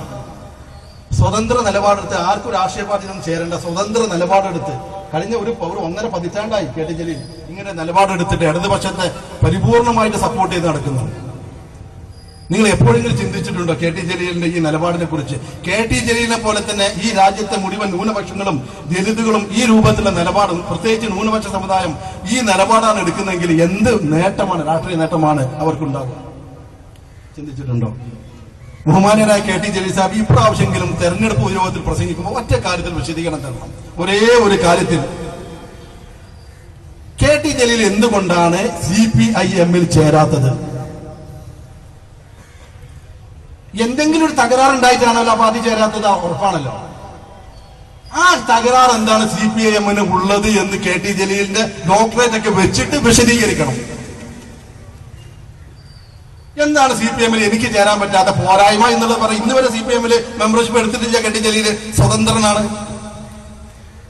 മറിച്ച് അതിന്റെ തന്നെ കോമട്ടുള്ള അടുത്ത ചോദ്യം, ഇനി KT ജലീലിനെ പറ്റാത്തത്, KT ജലീലിനെ CPIM-ലേക്ക് ചേർത്താൻ പറ്റാത്തത് എന്താന്നുള്ളത് CPM വ്യക്താക്കണം. KT ജലീലിന്റെ പോരായ്മ എന്താന്നുള്ളത് അല്ലെങ്കിൽ CPM വ്യക്താക്കണം. രണ്ടാമൊന്നും വേണം. ഇങ്ങനെ പിണറായിയുടെ ഒപ്പം നടന്നിട്ട് പോലും CPM-ന്റെ ഒരു മെമ്പർഷിപ്പ് ഇന്ന് വരെ KT ജലീൽ അവർ കൊടുത്തിട്ടില്ല. അപ്പൊ എവിടെയോ രണ്ടാമൊരു തകരാറുണ്ട്, അതൊന്ന് വ്യക്തമാക്കി തരണം. ഈ തെരഞ്ഞെടുപ്പിലെങ്കിലും അത് KT ജലീൽ വിശദീകരിച്ചേ പറ്റൂ പറഞ്ഞ് ഞാൻ സമാപിക്കുകയാണ്. അപ്പൊ അതുകൊണ്ട് അപ്രതീക്ഷിതമായ തിരിച്ചടി ഈ തെരഞ്ഞെടുപ്പിൽ നമ്മൾ കൊടുക്കണം. അപ്രതീക്ഷിതമായ ഒരു വോട്ട് നമുക്ക് ഈ പാർട്ടിക്ക് ഉണ്ടാക്കണം. അതുകൊണ്ട് പ്രത്യേകിച്ച് പറയും, നമ്മുടെ ഒരു മുദ്രാവാക്യമുണ്ട്, ചെലോ ബൂത്ത്. എല്ലാവരും ബൂത്തിലേക്ക് പോവുക.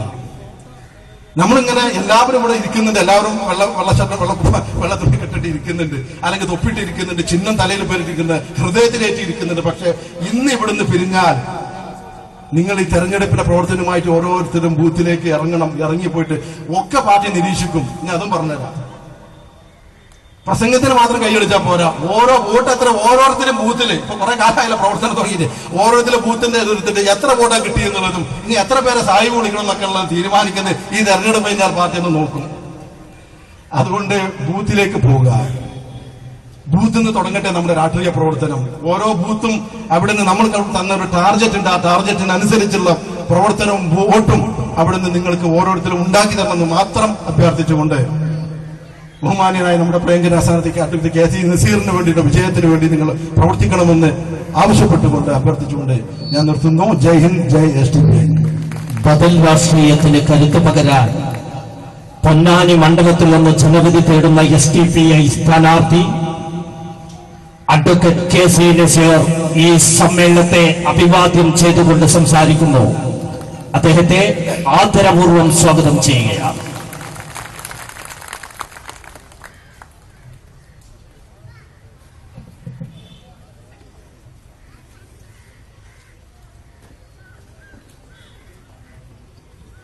ഏറ്റവും ബഹുമാന്യനായ പാർട്ടി സംസ്ഥാന ജനറൽ സെക്രട്ടറി തുളസീധരൻ പള്ളിക്കൽ,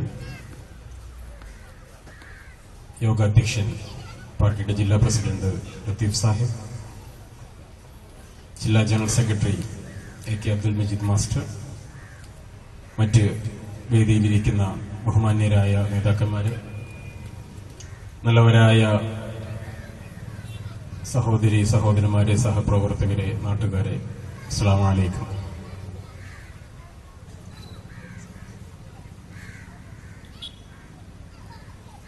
യഥാർത്ഥ ബദലിന് SDPIക്ക് വോട്ട് ചെയ്യുക എന്നതാണ് നമ്മൾ ഉയർത്തുന്ന മുദ്രാവാക്യം.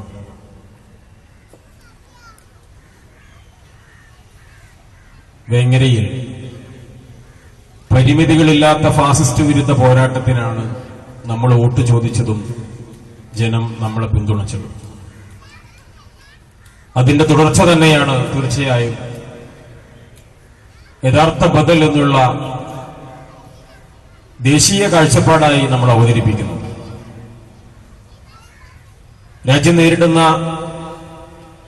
അതിഗുരുതരമായ ആക്രമണോത്സുക രാഷ്ട്രീയത്തിന്റെ കെടുതികളെ കുറിച്ച് നന്നായി അറിയുന്നവരാണ് നമ്മളൊക്കെ.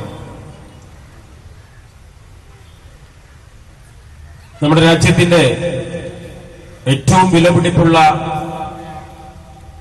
50ഓളം ധീരജവാന്മാരെ കുരുതി കൊടുത്തുകൊണ്ട് വീരമൃത്യു വരിച്ച ആ വീരസൈനികരുടെ രക്തം കൊണ്ട് കഴിഞ്ഞ 5 വർഷക്കാലത്തെ ദുർഭരണത്തിന്റെ സകല നാറ്റങ്ങളെയും കഴുകിക്കളയാൻ സാധിക്കുമോ എന്ന് രാജ്യത്തോടൊട്ടും കൂറില്ലാത്ത ഒരു ഭരണകൂടം ശ്രമിച്ചുകൊണ്ടിരിക്കുന്നതിന്റെ വാർത്തകളാണ് നമുക്ക് ചുറ്റുമുള്ളത്. നേരത്തെ ഇവിടെ മുൻ പ്രാസംഗികരൊക്കെ അത് സൂചിപ്പിച്ചതാണ്. സംശയങ്ങൾ ചോദിക്കുന്നവരെ മുഴുവൻ ഭീകരവാദികളാക്കി, തീവ്രവാദികളാക്കി മാറ്റി നിർത്താനാണ് ഈ ഭരണകൂടം ശ്രമിക്കുന്നത്. മറുപടി പറയുകയല്ല. ATM കൗണ്ടറുകൾക്ക് മുന്നിൽ ക്യൂ നിന്ന് 160ഓളം ആളുകൾ മരിച്ചു വീണപ്പോഴും പൂഞ്ചിലെയും ലഡാക്കിലെയും ഒക്കെ -ഡിഗ്രി തണുപ്പിൽ കാവൽ നിൽക്കുന്ന പട്ടാളക്കാരെ കുറിച്ച് പറഞ്ഞുകൊണ്ട് ആ തെറ്റായ തീരുമാനത്തെ ന്യായീകരിക്കാനും മറികടക്കാനുമാണ് ഈ ഭരണകൂടം ശ്രമിച്ചത്. രാജ്യത്തിന്റെ പ്രതിസന്ധി സംഘപരിവാരം ഉയർത്തുന്ന മനുഷ്യത്വരഹിതമായ സമീപനങ്ങളാണ് എന്ന് നമുക്കൊക്കെ അറിയാം. ബദൽ എന്താണ് എന്നുള്ളതാണ് ചോദ്യം. രാജ്യത്തെ ജനത, ഇന്ത്യയിലെ ജനങ്ങൾ, ഇന്ത്യൻ ജനത വളരെ നാടൻ ഭാഷയിൽ പറഞ്ഞാൽ അപകടകരമായ 2 വിഷങ്ങൾ, ചുരുക്കി പറഞ്ഞാൽ എലിവിഷവും ഫ്യൂരഡാനും മുന്നിൽ കൊണ്ടുവച്ച് ഇതിലേതെങ്കിലും ഒന്ന് തെരഞ്ഞെടുക്കുക അല്ലാതെ നിങ്ങൾക്ക് മാർഗമില്ല എന്ന് പറയുന്ന, അങ്ങനെ പറയപ്പെടുന്ന ഒരാളുടെ, നിസ്സഹായനായ ഒരാളുടെ അവസ്ഥയിലാണ് ഇന്ത്യൻ ജനതയുള്ളത്. ലോകം കണ്ട ഏറ്റവും വലിയ അഴിമതി കഥകൾ നമ്മുടെ രാജ്യത്തെ നശിപ്പിച്ചപ്പോ ഒരു ബദൽ വേണമെന്ന് ആഗ്രഹിച്ചവരാണ് ഇന്ത്യൻ ജനത. ആ ബദൽ മനുഷ്യത്വത്തിന് തെല്ലും വില കൽപ്പിക്കാത്ത സംഘപരിവാരത്തെ 31% വോട്ടിൽ അധികാരത്തിൽ എത്തിക്കുകയാണ് ഉണ്ടായത്. ഇപ്പൊ വീണ്ടും ജനങ്ങൾ മാറി ചിന്തിക്കാൻ തീരുമാനിച്ചിട്ടുണ്ട്. ജനങ്ങളുടെ ആഗ്രഹം അതാണ്. പക്ഷേ തിരിച്ചു കൊണ്ടുവരാനുള്ള ബദൽ എന്താണ് എന്നുള്ള ചോദ്യത്തിന് ഉത്തരമില്ലാത്തൊരവസ്ഥയിലാണ് രാജ്യമുള്ളത്. അവിടെയാണ് നമ്മൾ പറയുന്നത് പരീക്ഷിച്ച് പരാജയപ്പെട്ട പഴയ കോൺഗ്രസ് അല്ല ബദൽ എന്നുള്ളത്. മൂന്നാം മുന്നണിയെക്കുറിച്ച് വാദവരാതെ സംസാരിക്കുകയും എന്നാൽ ക്രിയാത്മകമായി സംഘപരിവാരത്തെ എതിർക്കുന്നതിന് വേണ്ടി ഒരു അജണ്ടയും മുന്നോട്ട് വെക്കാൻ സാധിക്കുകയും ചെയ്യാത്ത CPM-ന്റെ നേതൃത്വത്തിലുള്ള രാഷ്ട്രീയവുമല്ല ബദൽ എന്നാണ് നമ്മൾ തിരിച്ചറിയുന്നത്. യഥാർത്ഥ ബദൽ ആത്മാർത്ഥതയോടുകൂടി ജനങ്ങൾക്ക് വേണ്ടി പ്രവർത്തിക്കുന്ന, ജനങ്ങൾക്ക് വേണ്ടി നിലപാടെടുക്കുന്ന സോഷ്യൽ ഡെമോക്രാറ്റിക് പാർട്ടി ഓഫ് ഇന്ത്യയാണ് എന്ന് തിരിച്ചറിഞ്ഞുകൊണ്ടാണ് യഥാർത്ഥ ബദലിന് നമ്മൾ വോട്ട് ചോദിക്കുന്നത്. നമ്മളാണോ ബദൽ എന്ന് ചോദിച്ചാൽ നമ്മൾ ഉയർത്തുന്ന രാഷ്ട്രീയം തന്നെയാണ് ബദൽ എന്നുള്ള മറുപടിയാണ് നമുക്ക് പറയാനുണ്ടാവേണ്ടത്. ഇപ്പോ ഈ സംഭവ വികാസങ്ങളൊക്കെ നമുക്കറിയാം. ഒരു യുദ്ധം വല്ലാതെ ആഗ്രഹിക്കുന്ന ഒരു രാഷ്ട്രത്തിന്റെ തലവനെയും ഗവൺമെന്റിനെയും ലോക ചരിത്രത്തിൽ അടുത്ത കാലത്തൊന്നും ആരും കണ്ടിട്ടില്ല. 2 ലോക യുദ്ധങ്ങളെ നേരിടേണ്ടി വന്ന ലോകരാഷ്ട്രങ്ങളിലെ പ്രധാന കക്ഷികളൊക്കെ സമാധാനത്തെക്കുറിച്ച് സംസാരിച്ചു കൊണ്ടിരിക്കുമ്പോ സംഘപരിവാരത്തെ പിന്തുണക്കുന്നവര് മാത്രമാണ് യുദ്ധത്തെക്കുറിച്ച് സംസാരിക്കുന്നത് എന്ന് സോഷ്യൽ മീഡിയയിൽ കാര്യങ്ങൾ മനസ്സിലാക്കുന്ന നിങ്ങൾക്കൊക്കെ അറിയാം. എന്തു വന്നാലും വേണ്ടത് യുദ്ധമാണ് വേണ്ടതെന്ന് പറഞ്ഞുകൊണ്ട് അതിൽ ഈ രാജ്യത്തിലെ സാധാരണക്കാരായ അതിർത്തി സംസ്ഥാനങ്ങളിലെ ജനങ്ങൾക്കുണ്ടാകുന്ന നഷ്ടം, സൈനികർക്കുണ്ടാകുന്ന നഷ്ടം, രാജ്യത്തിനുണ്ടാകുന്ന സാമ്പത്തിക നഷ്ടം, അത് തിരിച്ചു കൊണ്ടുവരാൻ, രാജ്യത്തെ തിരിച്ചു കെട്ടിപ്പടുക്കാൻ എടുക്കുന്ന സമയം, ഇതൊന്നും അവർക്ക് പ്രശ്നമല്ല. സംഘപരിവാര രാഷ്ട്രീയത്തെ പിന്തുണക്കുന്ന അന്ധരായ ഒരു വിഭാഗം ആളുകൾ മാത്രം യുദ്ധത്തെക്കുറിച്ച് സംസാരിച്ചു കൊണ്ടിരിക്കുന്നു. അഭിനന്ദൻ എന്ന് പറയുന്ന പാകിസ്ഥാൻ, നമ്മുടെ ശത്രു രാജ്യമായ പാകിസ്ഥാൻ വെടിവെച്ചിട്ട യുദ്ധവിമാനത്തിലെ വൈമാനികൻ, എയർഫോഴ്സ് ഓഫീസർ, അദ്ദേഹം ഇപ്പൊ തിരിച്ചെത്തിയിട്ടുണ്ടാകും. അദ്ദേഹം പോലും സംസാരിക്കുന്നത് എന്നോട് പാകിസ്ഥാൻ മാന്യമായാണ് പെരുമാറിയത്, തിരിച്ചു നമ്മളും പാകിസ്ഥാനോട് മാന്യമായാണ് പെരുമാറേണ്ടത്, നമ്മൾ സമാധാനത്തെക്കുറിച്ചാണ് സംസാരിക്കേണ്ടതെന്ന് പാകിസ്ഥാന്റെ പിടിയിലകപ്പെട്ട് ഇന്ത്യയിലേക്ക് തിരിച്ചയക്കപ്പെട്ട നമ്മുടെ ഏറ്റവും ബഹുമാന്യനായ, ആരാധ്യനായ ആ വീരജവാൻ സമാധാനത്തെക്കുറിച്ച് സംസാരിക്കുമ്പോഴും ഈ രാജ്യത്തിന്റെ ഭരണത്തലവന്മാരും ആ ഒരു വിഭാഗവും മാത്രം യുദ്ധത്തെ വല്ലാതെ ആഗ്രഹിക്കുന്നു എന്നുള്ള ഒരു നമുക്ക് പിടികിട്ടാത്തൊരവസ്ഥയിലാണ് രാജ്യം മുന്നോട്ട് പോകുന്നത്.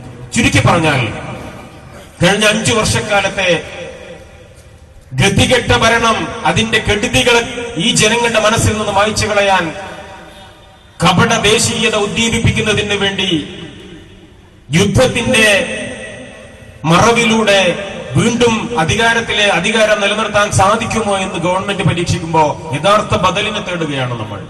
അവിടെയാണ് നമ്മൾ പറഞ്ഞത്, പൊന്നാനി പാർലമെന്റ് മണ്ഡലത്തിൽ പ്രത്യേകിച്ചും LDF-ഉം UDF-ഉമാണ് അപ്പുറത്തുള്ളത്. പാർട്ടി ആവശ്യപ്പെട്ടത് പ്രകാരം പാർട്ടി ഉയർത്തുന്ന മുദ്രാവാക്യവുമായി ജനങ്ങൾക്കിടയിലേക്ക് ഇറങ്ങാൻ തയ്യാറായ ഈ വിനീതന് നിങ്ങളോട് പറയാനുള്ളത്, ഇരു മുന്നണികളും BJP-യെ കാട്ടി, സംഘപരിവാര രാഷ്ട്രീയത്തെ കാട്ടി BJP-യെ സഹായിക്കാനാണ് നിങ്ങൾ മത്സരിക്കുന്നതെന്നൊക്കെ പറയുമ്പോ അവരോട് പറയാനുള്ളത്, LDF-ഉം UDF-ഉം പ്രത്യക്ഷത്തിൽ നമ്മോട് പറയുന്നത് സംഘപരിവാര രാഷ്ട്രീയത്തിനെതിരെ തന്നെയാണ് ഞങ്ങൾ നിലപാടെടുക്കുക എന്നാണ്. ആ പറയുന്നത് ആത്മാർത്ഥമാണെങ്കിൽ നമ്മളുടെ സാന്നിധ്യം കൊണ്ട് ആരും BJP-യെ സഹായിക്കുക എന്നുള്ള അത്തരത്തിലുള്ള ആരോപണത്തെ കാര്യമാക്കേണ്ടതില്ല. നമ്മൾ അതിനല്ല പ്രവർത്തിക്കുന്നത്. LDF-ന്റെയും UDF-ന്റെയും ജനവിരുദ്ധ നയങ്ങളെ നമ്മൾ തുറന്നു കാണിക്കും. അതാണ് നമുക്ക് ജനങ്ങളോട് പറയാനുള്ളത്. ഒപ്പം സംഘപരിവാരത്തിന്റെ ഭയപ്പെടുത്തി കീഴ്പ്പെടുത്തുക എന്ന് പറയുന്ന രാഷ്ട്രീയത്തെ ഏതർത്ഥത്തിലാണോ നേരിടേണ്ടത്, തെരുവിലാണെങ്കിൽ തെരുവിൽ, ആശയം കൊണ്ടാണെങ്കിൽ ആശയം കൊണ്ട്, അതിനപ്പുറത്താണെങ്കിൽ അതിനപ്പുറത്ത് യഥാർത്ഥത്തിൽ നേരിടുന്നതിന് വേണ്ടിയുള്ള ജനകീയ ബദൽ നമ്മളാണെന്നുള്ള മുന്നറിയിപ്പും ആ ഒരു ആത്മവിശ്വാസവുമാണ് ജനങ്ങൾക്ക് നമ്മൾ കൊടുക്കാൻ പോകുന്നത്. സംഘപരിവാര രാഷ്ട്രീയത്തെ പ്രത്യക്ഷത്തിലും പരോക്ഷത്തിലും ഒളിഞ്ഞും തെളിഞ്ഞുമൊക്കെ സഹായിച്ചു കൊണ്ടിരിക്കുന്ന 2 മുന്നണികൾ വോട്ട് വാങ്ങി ജനങ്ങളെ പറ്റിക്കാൻ ഇറങ്ങുമ്പോ സംഘപരിവാര രാഷ്ട്രീയത്തോട് മുഖാമുഖം നിന്ന് പോരാടാൻ തയ്യാറായ ഒരു വിഭാഗത്തിന്റെ പ്രതിനിധികൾ എന്നുള്ള നിലക്കാണ് ഞങ്ങൾ നിങ്ങളോട് വോട്ട് ചോദിക്കുന്നത് എന്ന് SDPയുടെ ഓരോ പ്രവർത്തകനും ഈ മണ്ഡലത്തിലെ ജനങ്ങളോട് പറയാൻ സാധിക്കും. അതാണ് നമ്മൾ പറയേണ്ടത്. അങ്ങനെ പറഞ്ഞ് നമ്മൾ മുന്നോട്ട് പോകുമ്പോ ആ ഇവിടെ പറഞ്ഞ ഒരു വലിയ യാത്രാ സംഘത്തിന്റെ മുന്നോട്ടുള്ള കുതിപ്പിന്റെ തയ്യാറെടുപ്പ് എന്നുള്ള നിലയ്ക്ക് ഈ നാട്ടിലെ ജനങ്ങളുടെ മനസ്സുകളിലേക്ക് ഇറങ്ങിച്ചെന്നുകൊണ്ട് നമ്മൾ ഉയർത്തുന്ന രാഷ്ട്രീയത്തിന് പിന്തുണ തേടുകയാണ് നമ്മൾ ചെയ്യേണ്ടത്. പാർട്ടിയുടെ പ്രതിനിധി എന്നുള്ള നിലയ്ക്ക് വരാനിരിക്കുന്ന തെരഞ്ഞെടുപ്പ് പ്രക്രിയകൾ പൂർത്തിയാകുമ്പോ സ്ഥാനാർത്ഥി എന്നുള്ള നിലയ്ക്ക് പാർട്ടി ആവശ്യപ്പെട്ട പ്രകാരം ഞാനുണ്ട്. നിങ്ങളെല്ലാവരും പാർട്ടിയുടെ ആശയം ഉൾക്കൊണ്ടുകൊണ്ട് മുദ്രാവാക്യം ഉയർത്തിപ്പിടിച്ചുകൊണ്ട് തെരഞ്ഞെടുപ്പ് രംഗത്ത് സജീവമാവണമെന്നും എല്ലാ അർത്ഥത്തിലും ഈ മുദ്രാവാക്യം വിജയിപ്പിച്ച് സാർത്ഥകമായ യഥാർത്ഥ ജനാധിപത്യ മതേതര ഇന്ത്യയെ തിരിച്ചു പിടിക്കുന്നതിന് വേണ്ടിയുള്ള നമ്മുടെ പ്രവർത്തനങ്ങളെ വിജയിപ്പിക്കുന്നതിന് കയ്യും മെയ്യും മറന്ന് എല്ലാവരും രംഗത്തിറങ്ങണമെന്നും ആവശ്യപ്പെട്ടുകൊണ്ട് നിങ്ങൾ നൽകുന്ന സ്നേഹത്തിനും നിങ്ങൾ നൽകുന്ന പിന്തുണക്കും ഇതുവരെയുള്ളതിനൊക്കെ നന്ദി അർപ്പിച്ചുകൊണ്ട് മുന്നോട്ടുള്ള പ്രയാണത്തിൽ നമുക്ക് ഒരുമിച്ച് മുന്നോട്ട് പോവാം എന്ന് നിങ്ങൾക്ക് ഉറപ്പ് നൽകിക്കൊണ്ട് ഞാൻ അവസാനിപ്പിക്കുന്നു. നിങ്ങൾക്ക് നന്ദി. JSDPI.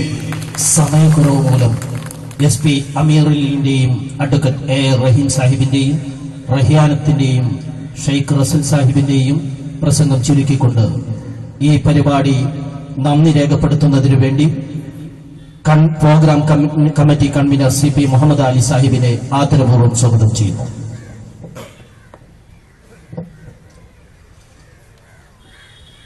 തെരഞ്ഞെടുപ്പുമായി ബന്ധപ്പെട്ടുള്ള പാർട്ടിയുടെ നയങ്ങളും നിലപാടുകളും തെരഞ്ഞെടുപ്പിലേക്ക് ഒരുങ്ങേണ്ടതിന്റെ ആവശ്യകതയെക്കുറിച്ചും വളരെ സവിസ്തരം ഇവിടെ നേതാക്കന്മാർ വിസ്തരിക്കുകയുണ്ടായി.